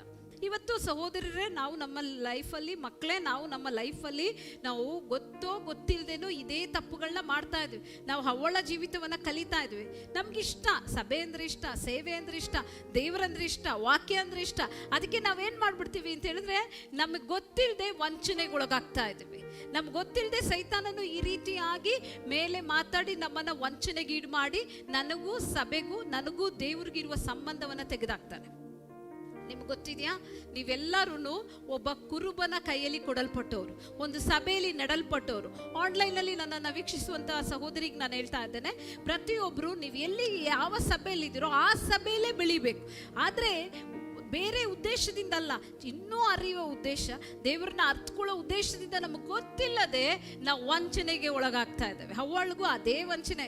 ದೇವ್ರ ಥರ ಆಗ್ಬೇಕಂತ ಆಸೆಯಲ್ಲಿ ದೇವವಿಲ್ಲದ, ದೇವರು ಬೇಡ ಅಂತ ಹೇಳಿದ್ದನ್ನು ತಿಂದ್ಲು. ಅದರ ಫಲವೇ ಇಡೀ ಮಾನವ ಕುಲಕ್ಕೆ ಏನಾಯಿತು? ಆ ಒಂದು ಶಾಪ ಅವಳನ್ನ ಪ್ರತಿಯೊಬ್ಬರಿಗೂ ಮರಣ ಒಂದು ಸಂಭವಿಸಿದೆ ಎಂಬುದಾಗಿ ನಾವು ನೋಡ್ತೇವೆ. ಮೊದಲನೇದಾಗಿ ದೇವರ ಜೊತೆ ಫೆಲೋಶಿಪ್ ಅಲ್ಲಿದ್ರು. ಎರಡನೇದಾಗಿ ಅವಳ ಆ ಒಂದು ಪಾಪಕ್ಕೆ ಕಾರಣ ಅವಳು ಓನ್ ಐಡಿಯಾ. ಇವತ್ತು ನಾನು ನಿಮ್ಮ ಹತ್ರ ಕ್ವಶನ್ ಕೇಳ್ತಿದ್ದೀನಿ. ಒಂದು ದಿನದಲ್ಲಿ ನಮ್ಗೆ ಗೊತ್ತಿಲ್ಲದೆ ನಿಮ್ಮ ಐಡಿಯಾದಲ್ಲೇ ಮನೆ ಓಡ್ತಾ ಇದೆ, ಹೌದಾ ಅಲ್ಲ? ನಿಜ ಹೇಳ್ಬೇಕು, ನನಗೆ ಗೊತ್ತಿಲ್ಲದೆ ಹೇಳ್ರಿ. ಎಷ್ಟೋ ಸತಿ ದೇವ್ರ ಶಬ್ದ ಕೇಳದೆ ಎಷ್ಟೋ ಡಿಸಿಷನ್ಗಳನ್ನ ತಗೊಂಡು ಎಷ್ಟೊಂದು ಲಾಸ್ಗಳಾಗಿದೆ. ಒಂದ್ಸತಿ ನೆನ್ಪು ಮಾಡಿ, ನಿಮ್ಮ ಹಸ್ಬೆಂಡ್ಗಳು ನಿನ್ನ ಮಾತು ಕೇಳಿ ನಾನು ಆದೆ ಅಂತ ಯಾವತ್ತಾದ್ರೂ ಹೇಳಿದಾರ? ಯೋಚನೆ ಮಾಡಿ ನೋಡ್ರಿ. ನಮ್ಗೆ ಗೊತ್ತಿಲ್ಲದೇನೋ ನಾವು ತಗೊಳ್ಳುವಂಥ, ಎಮೋಷ್ನಲ್ ಆಗಿ ತಗೊಳ್ಳುವಂಥ ಕೆಲವೊಂದು ಡಿಸಿಷನ್ಸ್ಗಳು ನಮ್ಮನ್ನು ಲಾಸಿಗೆ, ನಷ್ಟಕ್ಕೆ, ವೇದನೆಗೆ, ಅನೇಕ ಸಂಬಂಧಗಳು ತುಂಡಾಗುವ ಹಾಗೆ, ಅನೇಕ ಕಾರ್ಯದಲ್ಲಿ ಹಠವನ್ನು ಹಿಡಿದು ಅನೇಕ ಲಾಸ್ಗಳು ನಮ್ಮ ಜೀವಿತದಲ್ಲಿ ನಡೆದಿದೆ. ಇವತ್ತು ನಾವು ಅವಳ ಜೀವಿತದಿಂದ ಕಲಿಯೋದಾದೆ, ಈ ಬೌಂಡ್ರಿಯನ್ನು ಅವಳು ದಾಟು ಹೋಗಿರೋ ಕಾರಣ ಶಾಪ ಬಂತು. ಸೊ ಯಾವತ್ತೂ ಅವಳಿಗೂ ಏನಾದರೂ ಕೆಲಸ ಮಾಡಬೇಕಾಗಿತ್ತಾ?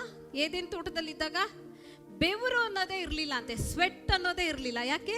ತಂಪಾಗಿ ಇತ್ತು. ಎಲ್ಲ ತೋಟಗಳ ಮಧ್ಯೆ ಹೋಗ್ತಾ ಇದ್ರು, ಒಳ್ಳೆ ಹಣ್ಣುಗಳನ್ನ ತಿಂತಾ ಇದ್ರು, ಎಲ್ಲವನ್ನ ಚೆನ್ನಾಗಿ ಕುಡಿತಾ ಇದ್ರು. ಆದರೆ ಯಾವಾಗ ಈ ತೋಟದಿಂದ ಆಚೆ ಬಂದ್ರು ಆಗ ಬೆವರನ್ನು ನೋಡಿದ್ಲು. ಹಸ್ಬೆಂಡ್ ಬೆವರಿ ದುಡ್ದು ತರೋದನ್ನು ನೋಡಿದ್ಲು. ಇವಳು ಅಲ್ಲಿ ತನಕ ಇಲ್ಲದ ವೇದನೆಗಳು.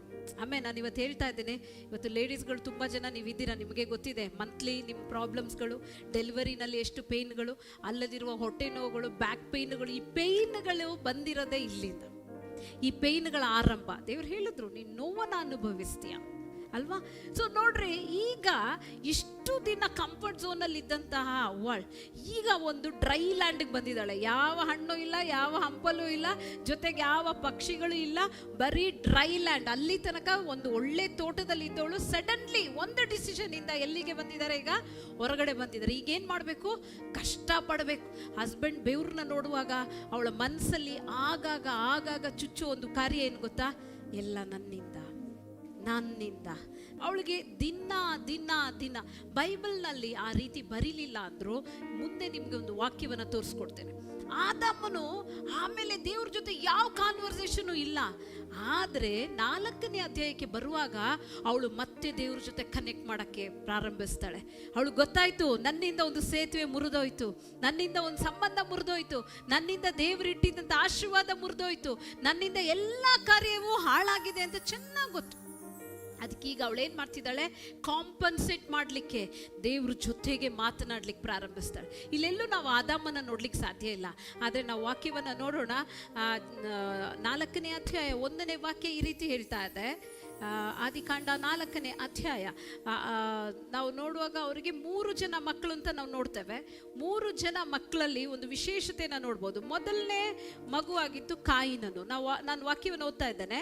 4:1 ಆ ಪುರುಷನು ತನ್ನ ಹೆಂಡತಿಯಾದ ಹವ್ವಳನ್ನು ಕೂಡಲು ಆಕೆ ಗರ್ಭಿಣಿಯಾಗಿ ಕಾಯಿನನ್ನು ಹೆತ್ತು ಯೆಹೋವನ ಅನುಗ್ರಹದಿಂದ ಗಂಡು ಮಗು ಆಯಿತೆಂದು ಪಡೆದಿದ್ದೇನೆ ಎಂದು ಹೇಳಿದಳು.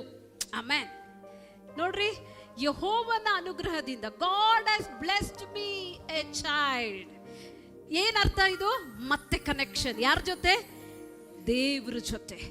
ನೋಡ್ರಿ ಸಹೋದರರೇ, ನಮ್ಮ ಲೈಫಲ್ಲಿ ತಪ್ಪು ನಡೆಯುತ್ತೆ, ನಮ್ಮಿಂದ ದೊಡ್ಡ ಕಾರ್ಯಗಳು ನಡೆಯುತ್ತೆ. ಆದರೆ ಆ ತಪ್ಪಲ್ಲೇ ಬಿದ್ದು ಹೋಗೋದಲ್ಲ ದೊಡ್ಡತನ. ಆ ತಪ್ಪಲ್ಲಿ ಎದ್ದು ನಿಂತ್ಕೊಂಡ್ಬಿಟ್ಟು ಮತ್ತೆ ನಾವು ಮನೆ ತಿರುಗಿ ದೇವ್ರ ಜೊತೆ ಹೋಗ್ಬೇಕು. ಆಮೇಲೆ ಇಲ್ಲಿ ನಾವು ನೋಡುವಂಥ ಒಂದು ಹವ್ವಳು, ನಾವು ಇಷ್ಟು ದಿನ ನಾವು ಬೇರೆ ಹವ್ವಳನ್ನ ನೋಡ್ದೋ, ಈಗ ನಾವು ನೋಡ್ತಾ ಇರುವ ಹವ್ವಳು ಯಾರು ಗೊತ್ತಾ? Amen, hallelujah. ದೇವ್ರ ಹತ್ರ ಮತ್ತೆ ಹೋಗ್ತಾ ಇರೋದು. ಮುರಿದೋಗಿರುವ ಸೇತುವೆಯನ್ನು ಅವಳು ರಿಪೇರ್ ಮಾಡ್ತಿದ್ದಾಳೆ. ದೇವರಿಂದ ನನ್ನ ಮಗ ಸಿಕ್ದ, ದೇವರು ನನಗೊಂದು ಮಗನನ್ನು ಕೊಟ್ಟರು. ಆಮೇಲೆ ಇವತ್ತು ನನಗೂ ನಿನಗೂ ಕಲಿಬೇಕಾದ ದೊಡ್ಡ ಕಾರ್ಯ. ಆಮೇಲೆ ನಮ್ಮ ಜೀವಿತದಲ್ಲಿ ಏನಾಗುತ್ತೆ? ಒಂದು ಜಗಳ ಬರಲಿ, ಏನಾದರೂ ಒಂದು ತಲೆನೋವು ಬರಲಿ, ಏನಾದರೂ ಒಂದು ಪ್ರಾಬ್ಲಮ್ ಆಗಲಿ, ಅಥವಾ ಸೇವೆನಲ್ಲಿ ಏನಾದರೂ ಆಗಲಿ, ಎಲ್ಲವನ್ನು ಟಕ್ ಟಕ್ ಟಕ್ ಅಂತ ಕಟ್ ಮಾಡಿಬಿಡ್ತೇವೆ. ಅವತ್ತು ಫ್ಯಾಮಿಲಿ ಪ್ರೇಯರೂ ಇಲ್ಲ, ಅವತ್ತು ಹಾಡೂ ಇಲ್ಲ, ಏನೂ ಇಲ್ಲ. ಆದರೆ ಕಮ್ ಬ್ಯಾಕ್ ಸಿಸ್ಟರ್ಸ್, ನಮ್ಗೆ ಹವ್ವಳ ಆ ಥರ ಹೇಳ್ಕೊಡ್ತಿಲ್ಲ. ಹೌದು, ತಪ್ಪಾಯಿತು, ದೊಡ್ಡ ತಪ್ಪಾಯಿತು. ಆಮೇಲೆ ಇವಾಗ ನಾನು ಕೇಳ್ತೇನೆ, ನಮ್ಮ ಲೈಫಲ್ಲಿ ನಾವು ಎಷ್ಟು ಸತಿ ತಪ್ಪು ಮಾಡಿದ್ದೀವಿ? ದೇವ್ರು ನಮ್ಮನ್ನ ಆಚೆ ಹಾಕಿದ್ರ? ನಾವಿವತ್ತು ದೇವರ ಒಂದು ಎಲ್ಲಿದ್ದೇವೆ? ದೇವರ ಒಂದು ಉದ್ಯಾನದಲ್ಲಿದ್ದೇವೆ. ದೇವ್ರು ನಮ್ಮನ್ನ ಕಿತ್ತು ಬಿಸಾಡಿದ್ರ? ಇಲ್ಲ, ನಾವು ಇನ್ನೂ ದೇವರಲ್ಲಿದ್ದೇವೆ. ಎಷ್ಟು ತಪ್ಪು ಮಾಡಿದ್ದೀವಿ ಲೆಕ್ಕ ಹಾಕಿ. ಹವ್ವಳ ಮಾಡಿದ ತಪ್ಪ, ನಾವು ಮಾಡ್ತಾ ಇರೋದು ತಪ್ಪ? ಇವತ್ತು ನಾವು ಮಾಡ್ತಾ ಇರೋ ತಪ್ಪು. ಆದರೆ ದೇವರ ಮಹಾ ಕರುಣೆಯಿಂದ ದೇವ್ರು ನಮ್ಮನ್ನು ಆಚೆ ಹಾಕದೆ ಇಲ್ಲಿಟ್ಟಿದ್ದಾರೆ. ನಾನು ಮತ್ತೆ ನೀವು ಮಾಡಬೇಕಾಗಿದ್ದೇನು? ಪ್ರತಿದಿನ ನಾವು ವಾಪಸ್ ದೇವ್ರ ಹತ್ರ ಹೋಗ್ಬೇಕು. ದೇವ್ರ ಹತ್ರ ಹೇಳಬೇಕು, ದೇವ್ರೆ ನಿನ್ನಿಂದ ನನ್ನ ಜೀವಿತ ಆಶೀರ್ವದಿಸಲ್ಪಡ್ತು, ನೀನೇ ನನಗೆಲ್ಲ ದೇವ್ರೆ, ನೀನಲ್ಲದೆ ನಾನು ಜೀವಿಸೋದಿಲ್ಲ.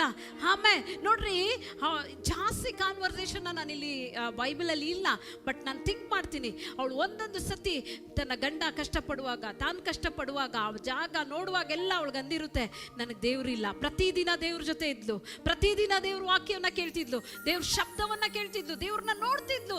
ಅದಿಲ್ಲ, ಅವಳಿಗೆ ಗೊತ್ತು ನನ್ನಿಂದ ನನ್ನಿಂದ ನನ್ನಿಂದ. ಆದರೆ ಅವಳು ಬಿದ್ದು ಹೋಗಿಲ್ಲ. ಅವಳು ಮತ್ತೆ ಎದ್ದು ನಿಂತು ಹೇಳ್ತಿದ್ದಾಳೆ, ದೇವರು ನನಗಾಗಿ ಕೊಟ್ಟರು, ದೇವರು ನನ್ನನ್ನು ನೋಡಿದ್ರು. ಅದೇ ರೀತಿ ನಾವು ನೋಡ್ತೇವೆ. ನಾವು 4:3 ವಾಕ್ಯದಲ್ಲಿ ನೋಡ್ತೇವೆ, ಕಾಯಿನನ್ನು ತಂದು ದೇವರಿಗೆ ಕಾಣಿಕೆಯನ್ನು ಕೊಟ್ಟರು. ಆಮೇಲೆ ದೇವರಿಗೆ ಕಾಣಿಕೆ ಕೊಡು, ದೇವರನ್ನ ಆರಾಧಿಸು ಅಂತ ಹೇಳ್ಕೊಡೋರು ಯಾರು? ಹೇಳ್ರಿ, ನಿಮ್ಮ ಮನೇಲಿ ನಿಮ್ಮ ಮಕ್ಕಳಿಗೆ ಪದಗಳನ್ನ, ಹಾಡುಗಳನ್ನ, ವಾಕ್ಯಗಳನ್ನ ಅಥವಾ ಹೇಳ್ಕೊಳ್ಳೋರು ಯಾರು? ಆಮೇಲೆ ಇಲ್ಲಿ ನಮಗೆ ಹವ್ವಳ ಹೇಳ್ಕೊಡ್ತಿದ್ದಾಳೆ. ಆಮೇಲೆ ಕಾಯಿನನಿಗೆ ಎಲ್ಲಿಂದ ಬೇರೆ ಯಾರನ್ನೂ ಕಾಯಿನ ನೋಡಿಲ್ಲ. ಕಾಯಿನನಿಗೆ ಆರಾಧನೆ ಅಂದ್ರೇನು, ಕಾಣಿಕೆ ಅಂದ್ರೇನು, ಯಾಕೆ ದೇವ್ರನ್ನ ಆರಾಧಿಸ್ಬೇಕೇನೋ ಕಂಪ್ಲೀಟ್ ಟೀಚಿಂಗ್ ತಾಯಿಯಿಂದ ಸಿಕ್ಕಿದ್ದು. ಆಮೇಲೆ ನಾನು ಹೇಳ್ತಾ ಇದ್ದೇನೆ, ಅವಳು ಕನೆಕ್ಟ್ ಮಾಡ್ತಿದ್ದಾಳೆ. ಮುರಿದೋದ ಸೇತುವೆಯನ್ನು ತನ್ನ ಮಕ್ಕಳಿಂದ ಅವಳು ಕಟ್ತಾ ಇದ್ದಾಳೆ. ಆಮೇಲೆ ನಂತರ ಇನ್ನೊಂದು ಮಗು ಆಯಿತು, ಮತ್ತೆ ಇನ್ನೊಂದು ಮಗು, 3ನೇ ಮಗು ಆಗಿದೆ ಸೇತ್. 4ನೇ ಅಧ್ಯಾಯ 25ನೇ ವಾಕ್ಯದಲ್ಲಿ ನೋಡ್ತೇವೆ, ಆದಾಮನು ತಿರುಗಿ ತನ್ನ ಹೆಂಡತಿಯನ್ನು ಕೂಡಲು ಆಕೆ ಗಂಡು ಮಗುವನ್ನು ಹೆತ್ತು ಕಾಯಿನನ್ನು ಕೊಂದು ಹಾಕಿದ ಹೇಬೆಲನಿಗೆ ಬದಲಾಗಿ ದೇವರು ನನಗೆ ಬೇರೆ ಸಂತಾನ. ಆಮೇಲೆ ಅದ್ರ ಮಧ್ಯದಲ್ಲಿ ಅವಳು ಸ್ವಂತ ಮಗ ಕೊಲೆಯನ್ನು ನೋಡಿದ್ಲು. ಅದು ಮಾಡಿದ ಬೇರೆ ಅಲ್ಲ, ಸ್ವಂತ ಮಗನೇ. ಫಸ್ಟ್ ಕೊಲೆನೂ ನೋಡಾಯ್ತು. ಎಷ್ಟು ವೇದನೆ ಇರುತ್ತೆ ಆ ತಾಯಿಗೆ. ಆ ವೇದನೆಯಲ್ಲಿ ಅವಳು ದೇವ್ರನ್ನ ಬಿಟ್ಟಿಲ್ಲ. ಪ್ರೈಸ್ ಅ ಲಾರ್ಡ್. ಅವಳು ಹಿಂಜಾರಿ ಹೋಗಿಲ್ಲ. ನಾವು ಸಹೋದರಿಗಳು ಕೇಳಬೇಕು, ಸ್ವಲ್ಪ ಕಷ್ಟಗಳು ಬಂದರೆ ಸ್ವಲ್ಪ ಇದು ನಾವು ಹಿಂಜಾರಿ ಹೋಗ್ತೀವಿ. ಇಲ್ಲಿ ನೋಡ್ರಿ ಅವಳು ಕಷ್ಟ, ಯಾರೂ ಇಲ್ಲ ಹೇಳ್ಕೊಳಕ್ಕೆ, ತಾಯಿ ಇಲ್ಲ, ಯಾರೂ ಇಲ್ಲ, ವೇದನೆಗಳಿದೆ. ಒಂದೊಂದು ಪ್ರಸವ ವಿತೌಟ್ ಮದರ್ ಹೆಂಗಿರುತ್ತೆ ಯೋಚನೆ ಮಾಡ್ರಿ. ಯಾರು ಅವಳನ್ನ ನೋಡ್ಕೊಂಡಿರ್ಬೋದು, ಬಟ್ ಅವಳು ನೋಡ್ರಿ ಎಲ್ಲೂ ದೇವ್ರನ್ನ ಬಿಟ್ಟಿಲ್ಲ. ಅವಳು ಮತ್ತೆ ದೇವ್ರ ಹೆಸರನ್ನ ಹೇಳ್ತಿದ್ದಾಳೆ, ದೇವರು ಮತ್ತೆ ನನಗೆ ಇನ್ನೊಂದು ಮಗನನ್ನು ಕೊಟ್ಟಿದ್ದಾನೆ. ಸಹೋದರರೇ, ನಾನು ಹೇಳ್ತಾ ಇರೋದು, ನಮ್ಮ ಜೀವಿತದಲ್ಲಿ ಅನೇಕ ಕಾರ್ಯಗಳು ಬರ್ಬೋದು, ಆದರೆ ಇವತ್ತು ನಾನು ಮತ್ತು ನೀವು ಕನೆಕ್ಟ್ ಮಾಡ್ತಿದ್ದೀವಾ, ದೇವ್ರ ಜೊತೆ ರೀಕನೆಕ್ಟ್ ಆಗ್ತಿದ್ದೀವಾ, ಅದು ಬಹಳ ಮುಖ್ಯ. ನಾವು ಇನ್ನೊಂದು ಕಾರ್ಯವನ್ನು ನೋಡೋಣ. ಅವಳಿಗೆ ಒಂದು ಪ್ರಾಮಿಸ್ ಚೆನ್ನಾಗಿ ನೆನಪಿತ್ತು. ಇವಳಿಗೆ ಇಷ್ಟೊಂದು ಫೇತ್ ಎಲ್ಲಿಂದ ಬಂತು ಅಂತ ನಾನು ಯೋಚನೆ ಮಾಡ್ತಾ ಇದ್ದೆ. ಆಗ ದೇವ್ರು ಹೇಳಿದ್ರು, ಇಲ್ಲಿ ವಾಕ್ಯ ಹೇಳ್ತಿದೆ, ಆ ಒಂದು ಶಾಪ ಕೊಡುವ ಸಮಯದಲ್ಲಿ 3ನೇ ಅಧ್ಯಾಯ 15ನೇ ವಾಕ್ಯದಲ್ಲಿ ನಾವು ಈ ರೀತಿ ನೋಡ್ತಾ ಇದ್ದೇವೆ, ನಿನಗೂ ಈ ಸ್ತ್ರೀಗೂ, ನಿನ್ನ ಸಂತಾನಕ್ಕೂ ಈ ಸ್ತ್ರೀಯ ಸಂತಾನಕ್ಕೂ ಹಾಗೆತನ ಇರುವ ಹಾಗೆ ಮಾಡುವೆನು, ಈಕೆಯ ಸಂತಾನವು ನಿನ್ನ ತಲೆಯನ್ನು ಚೆಚ್ಚುವುದು. ಆ ದಿನಕ್ಕೋಸ್ಕರ ಅವಳು ಕಾಯ್ತಾ ಇದ್ಲು. ಅವಳಿಗೊಂದು ರಿವೆಂಜ್ ಬೇಕಿತ್ತು. ನನ್ನನ್ನು ದೇವರಿಂದ ದೂರ ಮಾಡಿದ ಆ ಸೈತಾನನನ್ನು ನಾನೇನು ಮಾಡ್ತೇನೆ, ನನ್ನ ಮಕ್ಕಳು ಏನು ಮಾಡ್ತಾರೆ. Hallelujah, praise the Lord. ಈ ಪ್ರಕಟಣೆ ನಮಗೆ ಬೇಕು. ನಾವು ನಮ್ಮ ಮಕ್ಕಳನ್ನ ಕುರಿತು ಏನೇನೋ ಮಾತಾಡ್ತೀವಿ, ಆದರೆ ನಾವು ನೋಡ್ತೀವಿ ಅಲ್ಲಿ ಅವಳಿಗೆ ಬೈಬಲ್ ಇಲ್ಲ, ಪಾಸ್ಟರ್ ಇಲ್ಲ, ಯಾರೂ ಇಲ್ಲ. ಬಟ್ ಆ ಮಕ್ಕಳಿಗೆ ದೇವರು ದೇವರು ದೇವರು ಅಂತ ಕನೆಕ್ಟ್ ಮಾಡಿಕೊಡೋಕ್ಕೆ ಒಂದೇ ಒಂದು ಕಾರಣ, ಅವಳು ಈ ವಾಕ್ಯವನ್ನು ಗಟ್ಟಿಯಾಗಿ ಇಟ್ಕೊಂಡ್ಳು. ದೇವ್ರು ಹೇಳಿದ ಒಂದು ಮಾತು, ನಿನ್ನ ಸಂತತಿ ಈ ತಲೆಯನ್ನು ಚೆಚ್ಚುತ್ತೆ. ಅವಳಿಗೊಂದು ಗೊತ್ತಾಯ್ತು, ಮತ್ತೆ ನಾನು ಏನು ಮಾಡ್ತೇನೆ, ನನ್ನ ದೇವ್ರ ಜೊತೆ ನಾನು ಸೇರ್ತೇನೆ, ಮತ್ತೆ ನಾನು ದೇವ್ರ ಜೊತೆ ಸೇರ್ತೇನೆ, ಮತ್ತೆ ನಾನು ಏದೇನೊಳಗಡೆ ಹೋಗ್ತೇನೆ. ಹಲ್ಲೆಲೂಯಾ. ಇವತ್ತು ನಿಮ್ಮ ಜೀವಿತದಲ್ಲಿ ಪರಿಸ್ಥಿತಿ ಒಂದೇ ಥರ ಇರೋದಿಲ್ಲ. ಒಂದಿನ ಕಷ್ಟ ಬರುತ್ತೆ, ಒಂದಿನ ಚೆನ್ನಾಗಿರ್ತೀವಿ, ಒಂದಿನ ನಮ್ಮ ಶರೀರದಲ್ಲಿ ಬಲಹೀನತೆ ಬರುತ್ತೆ. ಆದರೆ ನಾವು ಹೇಗಿದ್ದೀವಿ ಅನ್ನೋದು ಬಹಳ ಮುಖ್ಯ, ನಾವು ಏನನ್ನು ಮಾತಾಡ್ತೀವಿ ಅನ್ನೋದು ಬಹಳ ಮುಖ್ಯ. ಹಾಗೇರನ್ನ ನೋಡ್ಬೇಕಾದ್ರೆ, ಹಾಗೇರಳು ಒಂದು ತುಂಬು ಗರ್ಭಿಣಿಯಾದಾಗ ತನ್ನ ಯಜಮಾನತಿ ಕೈಯಿಂದ ತಳ್ಳಲ್ಪಟ್ಲು. ಮರುಭೂಮಿಯಲ್ಲಿ ಹೋಗ್ತಾ ಇರುವಾಗ ದೇವರು ಅವಳ ಹತ್ರಗೆ ಮಾತಾಡ್ತಾರೆ, ನಿನ್ನ ಸಂತಾನವನ್ನ ನಾನು ಬಲಿಷ್ಠನಾಗಿ ಮಾಡ್ತೇನೆ, ನೀನು ತಿರುಗಿ ಹೋಗಿ ಯಜಮಾನಿ ಹತ್ರ. ಅವಳು ವಾಪಸ್ ಹೋಗ್ತಾಳೆ. ವಾಪಸ್ ಹೋಗಿ ಮಗು ಎಲ್ಲ ಆದ್ಮೇಲೆ ಯಜಮಾನನ ಆಚೆ ಹಾಕ್ತಾನೆ. ಯಜಮಾನನ ಆಚೆ ಹಾಕುವಾಗ ಮರುಭೂಮಿ ಬರ್ತಾಳೆ, ಅಲ್ಲಿ ಮಗುನ ಹಿಡ್ಕೊಂಡಿದ್ದಾಳೆ, ಆದ್ರೆ ನೀರಿಲ್ಲ. ಅವಳಿಗಾಗ ಸಾವುನೇ ಕಾಣುತ್ತೆ. ಅವಳೇನ್ ಮಾಡ್ತಾಳೆ, ಮಗುನ ಅಲ್ಲಿ ಹಾಕಿ ಅವಳೇನ್ ಮಾಡ್ತಾಳೆ, ಸಾವು ಬಂತಲ್ಲ, ಈ ಮಗು ಸಾವನ್ನ ನಾನು ನೋಡೋದಿಲ್ಲ. ಬಟ್ ಅವಳಿಗಿರುವ ವಾಗ್ದಾನ ಏನು, ನಿನ್ನ ಮಗು ಬಲಿಷ್ಠ ಸಂತಾನ ಆಗುತ್ತೆ. ಆದ್ರೆ ಅದನ್ನ ಮರ್ತೋದ್ಲು. ಯಾಕೆ? ಪರಿಸ್ಥಿತಿ. ನಿಮ್ಗೆ ಅರ್ಥ ಆಯ್ತು ಅನ್ಕೋತೀನಿ. ಪರಿಸ್ಥಿತಿಗಳ ಮಧ್ಯದಲ್ಲಿ ಅವಳು ಮರ್ತೋದ್ಲು. ಆದರೆ ಹವ್ವಳು ನೋಡ್ರಿ, ಏನೇ ಪರಿಸ್ಥಿತಿ ಬಂದರೂ ಅವಳು ಆ ವಾಕ್ಯವನ್ನು ಬಿಡಲಿಲ್ಲ. ಆ ವಾಕ್ಯವನ್ನು ಗಟ್ಟಿಯಾಗಿ ಹಿಡ್ಕೊಂಡು ಮಕ್ಕಳನ್ನ ಟ್ರೈನ್ ಮಾಡಿದ್ಲು. ಮಕ್ಕಳು ಫೇಲ್ಯೂರ್ ಆದರೂ ಅವಳು ವಾಗ್ದಾನನ ಬಿಟ್ಟಿಲ್ಲ. ಇವತ್ತು ನನಗೆ ಹೇಳುವ ಒಂದು ಸಂದೇಶ, ನಿಮ್ಮ ಜೀವಿತದಲ್ಲಿ ಏನೇ ಬರಲಿ ಒಂದೇ ಥರ ಇರೋದಿಲ್ಲ. ನಮ್ಮ ಲೈಫ್ ಫ್ಲ್ಯಾಟ್ ಲೈನ್ ಅಲ್ಲ. ನಮ್ಮ ಜೀವಿತ ಏನೋ ECG ಥರ. ಮೇಲೆ ಕೆಳಗೆ, ಮೇಲೆ ಕೆಳಗೆ, ಮೇಲೆ ಕೆಳಗೆ. ಒಂದಿನ ನೋವು, ಒಂದಿನ ವೇದನೆ, ಒಂದಿನ ಚೆನ್ನಾಗಿರ್ತೀವಿ, ಎಲ್ಲ ಮಾಡ್ತೀವಿ, ಎಲ್ಲ ಇರುತ್ತೆ. ಆದರೆ ನಾನು ಕೇಳೋದು, ನನ್ನ ನಿನ್ನ ಮಾತು, ನನ್ನ ನಿನ್ನ ನೋಟ, ನಾವೇನು ಮಾಡ್ತಿದ್ದೀವಿ, ಹಲ್ಲೆಲೂಯಾ, ಅದು ಮಾದರಿ ಆಗಿದೆ. ಇವತ್ತು ಹವ್ವಾಳು ನಮಗೊಂದು ಮಾದರಿಯನ್ನು ಹೇಳ್ಕೊಡ್ತಾ ಇದ್ದಾಳೆ. ಆಗ್ಬೋದು, ಬರ್ಬೋದು, ಬಿಡಬೇಡ. ನಿನಗಿರೋ ವಾಗ್ದಾನವನ್ನು ಮಾತಾಡು. ಪರಿಸ್ಥಿತಿ ಏನೇ ಇರಲಿ, ವಾಗ್ದಾನವನ್ನು ಹೇಳು. ನಿನ್ನ ಮಕ್ಕಳನ್ನೇ ನೋಡಿ ವಾಗ್ದಾನ ಹೇಳು. ಅದಕ್ಕಾಗಿ ನಿಲ್ಲು, ಅದಕ್ಕಾಗಿ ಹೋರಾಡು. ಹಲ್ಲೆಲೂಯಾ. ಅವಳು ಎಷ್ಟು ಜೋರಾಗಿ ಇಟ್ಕೊಂಡ್ಲು ಗೊತ್ತಾ. ಇದು ಅವಳ ಜೀವಿತದಿಂದ ನಾವು ಕಲಿತಂಥ ಒಂದು ಲೈಫ್. ಕಳೆದ ಸಂಡೇ ನಾನು ನೋಡಿದೆ, ಶಿವ ಒಂದು ಸಾಕ್ಷಿ ಹೇಳ್ದ. ನಮ್ಮಮ್ಮನ ನಾನು ನೋಡ್ತಿದ್ದೆ, ಪ್ರಾರ್ಥನೆ ಮಾಡ್ತಿದ್ದರು. ನಮ್ಮಮ್ಮ ಅಳ್ತಾ ನನಗೋಸ್ಕರ ಪ್ರಾರ್ಥನೆ ಮಾಡಿ, ನಂಗೆ ಭಾಳ ಸಂತೋಷ ಆಯ್ತು. ಹಲ್ಲೆಲೂಯಾ. ನಾಳೆ ನಮ್ಮ ಮಕ್ಕಳು ಹೋಗಿ ಈ ಥರ ಹೇಳ್ಬೇಕು. ಆ ರೀತಿ ಹೇಳ್ಬೇಕಂದ್ರೆ ನಾವೇನು ಮಾಡಿರಬೇಕು?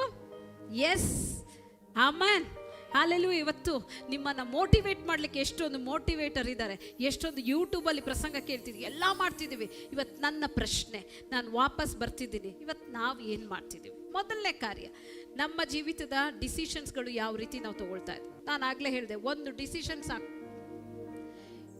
ನಮ್ಮ ಒಂದು ಡಿಸಿಷನ್ ಇಡೀ ಮನೆಯನ್ನೇ ಮುರಿದಾಕುತ್ತೆ. ಆದರೆ ಇವತ್ತು ನಮಗೆ ಕೊಟ್ಟಿರೋದೇನು? ಮನೆಯನ್ನು ಕಟ್ಟುವಂತ, ಸಂಬಂಧಗಳನ್ನು ಕಟ್ಟುವಂತ. ಸಂಬಂಧಗಳನ್ನು ಕಟ್ಟಲಿಕ್ಕಾಗಿ ನಾವೇನು ಮಾಡಿದ್ದೇವೆ? ಕರೆಯಲ್ಪಟ್ಟಿದ್ದೇವೆ. ಆಮೇಲೆ ಇವತ್ತು ನಾನು ಕೇಳ್ತೇನೆ, ಸಂಬಂಧಗಳು ಎಲ್ಲ ಚೆನ್ನಾಗಿರುತ್ತೆ ಅಂತ ಹೇಳ್ತೀರಾ? ಒಂದೊಂದು ಸಂಬಂಧಗಳನ್ನ ನೆನೆಸ್ಕೊಂಡ್ರೆ ನಿಮ್ಗೆ ಹೆಂಗ್ ಬರುತ್ತೆ ಅಲ್ವಾ? ನೋವುಗಳು ಬರುತ್ತೆ, ಸಂಕಟ ಬರುತ್ತೆ ಅಲ್ವಾ? ನಾನು ನಿಮ್ಮನೆ ಒಳಗಡೆ ವಿಷಯ ಮಾತಾಡ್ತೀನಿ. ಇವತ್ತಿನ ದಿನದಲ್ಲಿ ನೀವು ಇಲ್ಲಿ ಕೂತಿದ್ದೀರಾ, ನಿಮ್ಮ ಮನೆ ಒಳಗಡೆಯಿಂದನೇ, ನಿಮ್ಮ ಮಕ್ಕಳಿಂದಲೇ, ನಿಮ್ಮ ಸ್ವಂತ ಯಜಮಾನರಿಂದನೇ ಅಥವಾ ಅಕ್ಕಪಕ್ಕದವರಿಂದನೇ ವೇದನೆಯನ್ನ, ಒಂದು ತ್ಯಜಿಸುವಿಕೆಯನ್ನ, ರಿಜೆಕ್ಷನ್ ಅನ್ನ ಅನುಭವಿಸೋರು ಎಷ್ಟು ಜನ ಇದ್ದೀರಾ? ಎಷ್ಟೋ ಜನ ಮಕ್ಕಳು ಹೇಳ್ತಾರೆ ಏನಂತ, ನನ್ನ ಅಪ್ಪ ಅಮ್ಮ ನನ್ನ ಪ್ರೀತನೇ ಮಾಡೋದಿಲ್ಲ, ನಮ್ಮ ಹತ್ರ ಮಾತೇ ಆಡೋದಿಲ್ಲ, ನಮ್ಮ ಜೊತೆ ಇರೋದೇ ಇಲ್ಲ. ಎಷ್ಟೋ ಜನ ತಂದೆ ತಾಯಿರು ಹೇಳ್ತಾರೆ, ನನ್ನ ಮಕ್ಕಳು ನಮ್ಮನ್ನ ಮಾತಾಡ್ಸೋದೇ ಇಲ್ಲ ಅಲ್ವಾ? ಹಸ್ಬೆಂಡ್ ನಮ್ಮ ಕೇರೇ ಮಾಡೋದಿಲ್ಲ. ಆಮೇಲೆ ಎಷ್ಟೊಂದು ವೇದನೆಗಳು ನಮ್ಮ ಸಂಬಂಧದಲ್ಲಿದೆ. ಆಮೇಲೆ ಇವತ್ತು ಪವಿತ್ರಾತ್ಮನು ಕೊಡೋ ಒಂದು ಸಮಯ. ಆಮೇಲೆ ಸಂಬಂಧಗಳ ಮೂಲಕ ನಮಗೆ ನೋವುಗಳು ಉಂಟಾದಾಗ ನಾವು ಸಂಬಂಧಗಳನ್ನ ಕಟ್ ಮಾಡಬಾರ್ದು. ಯಾಕೆಂದ್ರೆ ನಾವು ಸಂಬಂಧಗಳನ್ನ ಕಟ್ಲಿಕ್ಕಾಗಿ ಹುಟ್ಟಿದವರು. ಆಮೇಲೆ ಹೇಳ್ರಿ, ನಾವು ಮುರಿದು ಹೋದ ಸಂಬಂಧವನ್ನ ಕಟ್ಲಿಕ್ಕಾಗಿ ಹುಟ್ಟಿದವರು. ಆಮೇಲೆ ಸಂಬಂಧಗಳನ್ನ ಕಟ್ ಮಾಡೋದಲ್ಲ, ಅದರಿಂದ ಬಂದ ವೇದನೆಯನ್ನ ನಾವು ಕಟ್ ಮಾಡ್ಬೇಕು. ಆಮೇಲೆ ಹಲ್ಲೆಲೂಯಾ. ದೂರ ಓಡಿ ಹೋಗಿರ್ಲಿಕ್ಕಲ್ಲ ದೇವ್ರು ನಮ್ಮನ್ನ ಕರೆದಿದ್ದು, ಅಲ್ಲೇ ಇರು. ದೇವ್ರು ಹೇಳಿದ್ರು, ಇಷ್ಟೇ ಸಾಕು, ನಿನ್ನನ್ನು ಆಶೀರ್ವದಿಸ್ತೇನೆ. ಇಲ್ಲೇ ನೀನು ಎಲ್ಲಿ ತಲೆ ತಗ್ಗಿಸಲ್ಪಟ್ಟಿದ್ಯೋ, ಯಾವ ಜಾಗದಲ್ಲಿ ಅವಮಾನ ಪಟ್ಟಿದ್ಯೋ, ಯಾವ ಜಾಗದಲ್ಲಿ ನಿನ್ನ ತಲೆ ತಗ್ಗಿಸಲ್ಪಡ್ತೋ, ಅಲ್ಲೇ ನಾನು ನಿನ್ನ ಉದ್ಧರಿಸ್ತೇನೆ. ಆಮೇಲೆ ದೇವ್ರು ಹೇಳೋದೇ, ನಿನಗಿರೋದು ಸಾಕು, ನಿನಗಿರೋ ಬಲ ಸಾಕು, ನಿನ್ನ ಹತ್ರ ಇರೋದು ಸಾಕು, ನೀನು ಎಲ್ಲಿದ್ಯೋ ಅಲ್ಲೇ ಇರು, ಅಲ್ಲಿಂದ ನಾನು ನಿನ್ನನ್ನು ಎಬ್ಬಿಸ್ತೇನೆ. ಆಮೇಲೆ ಹಲ್ಲೆಲೂಯ. ಇವತ್ತು ನಾವು ಒಂದು ಜಸ್ಟ್ ನೋಡೋಣ ನಮ್ಮ ಹೃದಯದಲ್ಲಿ ಆದಂಥ ವೇದನೆಗಳು, ಆಮೇಲೆ ಸಂಬಂಧಗಳ ಮೂಲಕ ಆದಂಥ ವೇದನೆಗಳು, ಆಮೇಲೆ ಸಂಬಂಧದ ಮೂಲಕ ನಮ್ಮ ಜೀವಿತದಲ್ಲಿ ಬಂದದ್ದು. ನಾನು ಹೇಳುವಾಗ ಮಕ್ಕಳುಗಳು ತಪ್ಪಾಗಿ ತಗೊಳ್ಬಾರ್ದು, ಯೂತ್ಗಳು ತಪ್ಪಾಗಿ ತಗೋಬಾರ್ದು. ನಾನು ಹೇಳ್ತಾ ಇರೋದು ರೈಟ್ ರಿಲೇಷನ್ಶಿಪ್ ಬಗ್ಗೆ. ಆಮೇಲೆ ಬಿಟ್ಟು ಹೋಗಿರೋದು, ಮುರಿದೋಗಿರೋ ಸಂಬಂಧನ ಆಂಟಿ ಹೇಳಿದ್ರು ಅಂತ ಮತ್ತೆ ರೀಕನೆಕ್ಟ್ ಆಗಬಾರ್ದು. ಆಮೇಲೆ ದೇವರಿಗೆ ಚಿತ್ತವಿಲ್ಲದ ಸಂಬಂಧಗಳ ಬಗ್ಗೆ ನಾನು ಮಾತಾಡ್ತಿಲ್ಲ, ದೇವರು ನಿಮ್ಮನ್ನು ಇಟ್ಟಿರುವ ಸಂಬಂಧದ್ದು. ಆಮೇಲೆ ಒಂದು ವೇಳೆ ಚರ್ಚು ನೀವು ಇರ್ಬೋದು, ನಿಮ್ಮ ಮನೇಲಿರುವಂಥ ಮಕ್ಕಳು ನೀವು ಇರ್ಬೋದು, ಚೆಕ್ ಮಾಡ್ರಿ ಈ ಸಂಬಂಧಗಳ ಜೊತೆ ನಿಮ್ಮ ಸಂಬಂಧ ಹೆಂಗಿದೆ. ಆಮೇಲೆ ಹಲ್ಲೆಲೂಯ. ವಾಕ್ಯ ಹೇಳ್ತಾ ಇದೆ, ಯಾವ ವಿಷವುಳ್ಳ ಕಹಿ ಬೇರುಗಳು ನಿಮ್ಮ ಜೀವಿತದಲ್ಲಿ ಇರಬಾರ್ದಂತ. ಆಮೇಲೆ ಸೊ ನಾವು ಇನ್ನೊಂದು ವಿಷಯಗಳನ್ನ ಬಗ್ಗೆ ನಾವು ನೋಡಿ ನಾವೀಗ ಪ್ರೇಯರ್ ಮಾಡ್ಲಿಕ್ಕೆ ಹೋಗ್ತಾ ಇದ್ದೇವೆ. ನಾವು ಇನ್ನೊಂದು ನೋಡ್ತಾ ಇದ್ದೇವೆ, ಡಿಸಿಷನ್ಗಳು. ಆಮೇಲೆ ನಮ್ಮ ಮತ್ತು ನಿಮ್ಮ ಡಿಸಿಷನ್ಸ್ಗಳು ಹೆಂಗಿದೆ. ಆಮೇಲೆ ಈಗ ಇನ್ನೊಂದು ಯೋಚನೆ ಮಾಡ್ಬೇಕು ಇದನ್ನೆಲ್ಲ. ಒಂದು ಸ್ತ್ರೀಯ ಡಿಸಿಷನ್ಸ್ ಏನ್ ಮಾಡುತ್ತಂತೆ, ಪ್ರತಿ ಒಂದು ಕಾರ್ಯವನ್ನ ಅಂದ್ರೆ ಇಡೀ ಮನೆಯನ್ನೇ ಏನ್ ಮಾಡುತ್ತೆ, ಚೇಂಜ್ ಮಾಡುವಂತ ಶಕ್ತಿ ಇದೆ. ಆಮೇಲೆ ಹಲ್ಲೆಲೂಯಾ. ಡಿಸಿಷನ್ಸ್ಗಳು ನಮ್ಮನ್ನ ಪ್ರತಿ ಒಂದು ಕಾರ್ಯದಲ್ಲೂ, ನೀವು ತಗೊಳ್ಳುವಂಥ ಎಷ್ಟೊತ್ತಿಗೆ ಪ್ರೇಯರ್ ಮಾಡಬೇಕು, ಎಷ್ಟೊತ್ತಿಗೆ ಬೈಬಲ್ ಓದಬೇಕು, ನೀವು ಡಿಸೈಡ್ ಮಾಡೋದು. ಹೌದಾ ಅಲ್ಲ? ನಿಜ ಹೇಳ್ಬೇಕು, ಇವತ್ತು ನೀವು ಡಿಸೈಡ್ ಮಾಡೋದು. ಆಮೇಲೆ ಹಲ್ಲೆಲೂಯಾ. ಎಷ್ಟೊತ್ತು ಏನಾದರೂ ಒಂದು ತಂದರೆ ಫಸ್ಟ್ ಪ್ರೇಯರ್ ಮಾಡಬೇಕು, ಅಥವಾ ಎಲ್ಲಿಗಾದ್ರೂ ಹೋಗಿದ್ದ ಮುಂಚೆ ಪ್ರೇಯರ್ ಮಾಡಿ, ಇದೆಲ್ಲ ಡಿಸಿಷನ್ ಯಾರ್ದು? ನಿಮ್ದು. ಆಮೇಲೆ ಚರ್ಚಿಗೆ ಹೋಗ್ಬೇಕಾ ಬರಬೇಕಾ, ಆ ಡಿಸಿಷನ್ ಯಾರ್ದು? ನಿಮ್ದು. ಎಷ್ಟೊತ್ತಿಗೆ ಹೋಗ್ಬೇಕು ಬರಬೇಕು, ಆ ಡಿಸಿಷನ್ ಯಾರ್ದು? ನಿಮ್ದು. ಈ ಬೇಗ ಬೇಗ ಕೆಲಸ ಮುಗಿಸ್ಬೇಕು ಚರ್ಚಿಗೋಸ್ಕರ, ಆ ಡಿಸಿಷನ್ ಯಾರ್ದು? ನಿಮ್ದು. ನಾನು ನಿಮ್ಗೆ ಹೇಳ್ತಾ ಇದ್ದೀನಿ, ನೀವು ತಗೊಳ್ಳುವಂಥ ಡಿಸಿಷನ್ ನಿಮ್ಮ ಮನೆಯನ್ನು ನಡೆಸುತ್ತೆ. ಆಮೇಲೆ ಹಲ್ಲೆಲೂಯಾ. ಈಗ ಕೇಳೋಣ, ಹವ್ವಳ ಒಂದು ಪ್ರಾಬ್ಲಮ್ ಏನಂದ್ರೆ, ಈಗ ನೀವು ರಿಯಲ್ ಆಗಿ ನಾವು ಒಬ್ರೊಬ್ರು ಥಿಂಕ್ ಮಾಡ್ಬೇಕು. ಅವಳ ಡಿಸಿಷನ್ ಅಲ್ಲಿ ಅವಳ ಮೇಲೆ ಇನ್ಫ್ಲೂಯೆನ್ಸ್ ಮಾಡಿದವರು ಯಾರು? ಅವಳ ಡಿಸಿಷನ್ ತಗೋಬೇಕಾದ್ರೆ, ತಿನ್ನಬಾರ್ದು ಹಣ್ಣನ್ನು ತಿನ್ನಬೇಕಾದ್ರೆ ಅವಳ ಮೇಲೆ ಪ್ರಭಾವ ಬೀರಿದವ್ರು ಯಾರು? ಸೈತಾನ್ ಅಲ್ವಾ? ಅವನು ಬಂದು ಜೋರು ಮಾಡಿದ್ನ, ಗನ್ನಿಡಿದ್ನ, ನೀನು ತಿನ್ನಲೇಬೇಕು ಅಂತ ಇಲ್ಲ, ಚೆನ್ನಾಗಿದೆ ನೋಡು ಅಂತ. ಇವತ್ತು ವಿವೇಚಿಸಬೇಕಾದವ್ರು ನೀವು, ಸ್ಪೆಷಲಿ ಹೆಣ್ಣು ಮಕ್ಕಳಿಗೆ ಮತ್ತು ಮದುವೆ ಆಗದಿರೋ ಮಕ್ಕಳ ಹತ್ರ ನಾನು ಹೇಳ್ತಾ ಇದ್ದೇನೆ, ಈ ರೀತಿಯಾದ ಸರ್ಪಗಳು ಇವತ್ತಿಗೂ ಇದೆ. ಆಮೇಲೆ ಇವತ್ತು ನಿಮ್ಮ ಹತ್ರ ಬರ್ತಾರೆ, ನೀನು ಅವತ್ತು ಹಾಕಿದ ಸ್ಟೇಟಸ್ ಚೆನ್ನಾಗಿತ್ತು, ನಿನ್ನ ಸ್ಮೈಲ್ ಚೆನ್ನಾಗಿದೆ, ನಿನ್ನ ಡ್ರೆಸ್ ಚೆನ್ನಾಗಿದೆ, ನಿಂಗೆ ಆ ಕಲರ್ ಚೆನ್ನಾಗಿದೆ, ಆಮೇಲೆ ಇವೆಲ್ಲ ಹೇಳಿ ಬರುವಂಥ ಸರ್ಪಗಳಿದೆ. ಆದರೆ ನೀವು ನೋಡಬೇಕು, ನಿಮಗೆ ದೇವ್ರ ವಾಕ್ಯ ಗೊತ್ತು, ನೀವು ನೋಡಬೇಕು ಇದು ಯಾರ ಶಬ್ದ, ನಾನು ಯಾರ ಶಬ್ದದ ಮೇಲೆ ಡಿಸಿಷನ್ ತಗೊಳ್ತಾ ಇದ್ದೇನೆ. ಇವತ್ತು ಸಿಸ್ಟರ್ಸ್ಗಳಿಗೆ ನಾನು ಹೇಳ್ತಾ ಇದ್ದೇನೆ, ಅವ್ರ ಪಕ್ಕದ ಮನೆಯವ್ರನ್ನ ನೋಡಿ, ಇನ್ನೊಬ್ರು ಸ್ಟೇಟಸ್ನ ನೋಡಿ ನಮ್ಮ ಕುಟುಂಬವನ್ನು ನಡೆಸೋದಲ್ಲ. ಆಮೇಲೆ ಹಲ್ಲೆಲೂಯಾ. ಹಾವುಗಳು ಎಲ್ಲಿ ಬೇಕಾದರೂ ಬರುತ್ತೆ, ಆಮೇಲೆ ಅದ್ರ ಕೆಲಸನೇ ವಂಚಿಸೋದು. ಆಮೇಲೆ ಆದರೆ ಸಹೋದರಿಗಳಾದ ನೀವು ತಗೊಳ್ಳೋ ಒಂದು ಡಿಸಿಷನ್ ನಿಮ್ಮ ಕುಟುಂಬವನ್ನು ಕಟ್ಟುವಂಥದ್ದಾಗಿದೆ. ಇವತ್ತು ಹವ್ವಳು ಹೇಳ್ಕೊಡ್ತಿದ್ದಾಳೆ, ಹವ್ವಳು ಮಾಡಿ ತೋರಿಸಿದ್ದಾಳೆ. ಆಮೇಲೆ ಇವತ್ತು ನಾವು ಮಾಡಬೇಕಾಗಿದ್ದು, ನಮ್ಮ ಡಿಸಿಷನಲ್ಲಿ ಯಾರನ್ನ ನಾವು ಕೇಳ್ತೇವೆ. ಪ್ರೇಯರ್ ಮಾಡದೆ ಯಾವುದೇ ಡಿಸಿಷನ್ನ ತಗೊಳ್ಬಾರ್ದು. ಆಮೇಲೆ ಹಲ್ಲೆಲೂಯಾ. ನೀವು ಪ್ರೇಯರ್ ಮಾಡಿನೇ, ದೇವರ ಶಬ್ದವನ್ನು ಕೇಳಿನೇ ಯಾವುದೇ ಒಂದು ಡಿಸಿಷನ್ನ ತಗೊಳ್ಬೇಕಾಗಿ ಕೇಳ್ಕೊಳ್ತಾ ಇದ್ದೆ. ಯಾಕೆಂದರೆ it will effect your entire family. ನಿಮ್ಮ ಇಡೀ ಕುಟುಂಬವನ್ನೇ ಅದು ಬಾಧಿಸುತ್ತದೆ. ಆಮೇಲೆ ನಾವು ಇನ್ನೊಂದು ಹವ್ವ ಆಗಿ ಇನ್ನೊಂದು ಮನೆಯನ್ನು ಹಾಳು ಮಾಡುವಂಥ ಹೆಸರಿಗೆ ಸೇರಿದವರಲ್ಲ. ನಾವು ಸೇರಿದವರು ಯಾರು? ಮುರಿದು ಹೋದಂಥ ಸೇತುವೆಯನ್ನು ಕಟ್ಟುವಂಥ ಹವ್ವಳಾಗಿದ್ದೇವೆ. ಆಮೇಲೆ ಹಲ್ಲೆಲೂಯಾ, ಪ್ರೈಸ್ ದ ಲಾರ್ಡ್. ಹಾಗಾದರೆ ನಾವಿವತ್ತು ಕೇಳಿದಂಥ ವಿಷಯದ ಮೇಲೆ ನಾವಿವತ್ತು ಯೋಚಿಸ್ಲಿಕ್ಕೆ ಹೋಗ್ತಾ ಇದ್ದೇವೆ. ಆಮೇಲೆ ಒಂದು ನಿಮಿಷಗಳ ಕಾಲ ನಾವು ಕೂತಿರುವಂಥ ಜಾಗದಿಂದ ಎದ್ದು ನಿಂತ್ಕೊಳ್ಳೋಣ. ಆಮೇಲೆ ನಾವು ಈಗ ಪ್ರಾರ್ಥನೆ ಮಾಡುವಂಥ ಸಮಯ. ನನ್ನನ್ನು ಆಲಿಸುವಂತಹ ಪ್ರತಿಯೊಬ್ಬರು ಆನ್ಲೈನಲ್ಲಿರೋರು, ಆಮೇಲೆ ನಾವು ದೇವರ ಕರಗಳಿಗೆ ಒಪ್ಪಿಸೋಣ. ಇದು ಪ್ರೇಯರ್ ಟೈಮ್ ಆಗಿದೆ. ಆಮೇಲೆ ದೇವರ ಆತ್ಮನು ನನಗೆ ಸ್ಪಷ್ಟವಾಗಿ ಹೇಳಿದ್ದು, ಕೆಲವರಿಗೆ ಶರೀರದಲ್ಲಿ ಅಲ್ಲ ವೇದನೆ, ಕೆಲವರಿಗೆ ಅನೇಕರಿಗೆ ಮನಸ್ಸಿನಲ್ಲಿ ವೇದನೆ. ಅನೇಕ ಸಾರಿ ಹೃದಯಗಳು ಒಡೆಯಲ್ಪಟ್ಟು, ಅನೇಕ ಸಾರಿ ಅನೇಕರ ಮಾತುಗಳಿಂದ, ಅನೇಕರು ನಿಮಗೆ ಮಾಡಿರುವಂತಹ ಒಂದೊಂದು ಕಾರ್ಯಗಳಿಂದ ಏನಾಗಿದೆ? ನಿಮ್ಮ ಹೃದಯ ಗಾಯ ಆಗಿದೆ, ನಿಮ್ಮ ಹೃದಯ ಒಡೆಯಲ್ಪಟ್ಟಿದೆ, ಅನೇಕ ಸಂಬಂಧಗಳಿಂದ ಒಡೆಯಲ್ಪಟ್ಟಿದೆ. ಆಮೇಲೆ ಹಲ್ಲೆಲೂಯಾ. ಇವತ್ತು ವಾಕ್ಯ ಏನು ಹೇಳ್ತಿದೆ ಅಂದರೆ, ನಿಮ್ಮಲ್ಲಿ ಯಾವ ವಿಷದ ಬೇರುಗಳು ಇರಬಾರ್ದು. ಆಮೇಲೆ ಇಬ್ರಿಯರಿಗೆ ಬರೆದ ಪತ್ರಿಕೆ 10ನೇ ಅಧ್ಯಾಯ 25ನೇ ವಾಕ್ಯದಲ್ಲಿ ನಾವು ನೋಡ್ತೇವೆ. ಆಮೇಲೆ ನಾವು ಒಂದು ಸಾರಿ ನಮ್ಮ ಜೀವಿತವನ್ನು ದೇವರ ಕರೆದು ಕೊಡೋಣ. ನೀವು ಎಷ್ಟು ಜನ ನಂಬ್ತೀರಾ ನಾನು ದೇವ್ರ ಮುಂದೆ ಇದ್ದೇನೆ? ಆಮೇಲೆ ಪವಿತ್ರ ಆತ್ಮನ ಇವತ್ತು ಎಲ್ಲೆಲ್ಲಿ ನೀವು ಕೇಳ್ತಾ ಇದ್ರೋ ಅಲ್ಲೆಲ್ಲ ಇಳಿದು ಬರ್ತಿದ್ದಾರೆ. ಆಮೇಲೆ ಆನ್ಲೈನಲ್ಲಿ ಕೇಳುವವರು, ನೀವು ಟಿ ವಿ ಮುಂದೆಯೋ ಅಥವಾ ಮೊಬೈಲ್ ಮುಂದೆ ಇದ್ರೋ ನಿಮ್ಮ 2 ಕರಗಳನ್ನ ಮೇಲೆ ಎತ್ತಿಡ್ರಿ. ಆಮೇಲೆ ನಿಮ್ಮ 2 ಕರಗಳಲ್ಲೂ ದೇವರ ಕರ ಬಂದು ಹಿಡಿತಾ ಇದೆ. ಆಮೇಲೆ ಇದೊಂದು ಹೀಲಿಂಗ್ ಟೈಮ್ ಆಗಿದೆ. ಆಮೇಲೆ ಕರ್ತನೆ ಎಲ್ಲರ ಮನಸ್ಸುಗಳು ಹಗುರವಾಗ ಹೀಲಿಂಗ್ ಆಗಿ ಒಪ್ಪಿಸಿಕೊಡ್ತೇವೆ. ನಿನ್ನ ಹಸ್ತದಲ್ಲಿ ಒಪ್ಪಿಸಿಕೊಡ್ತಾ ಯೇಸು ಕ್ರಿಸ್ತನ ನಾಮದಲ್ಲಿ ಬೇಡಿ ಹೊಂದಿದ್ದೇನೆ ತಂದೆ, ಆಮೆನ್.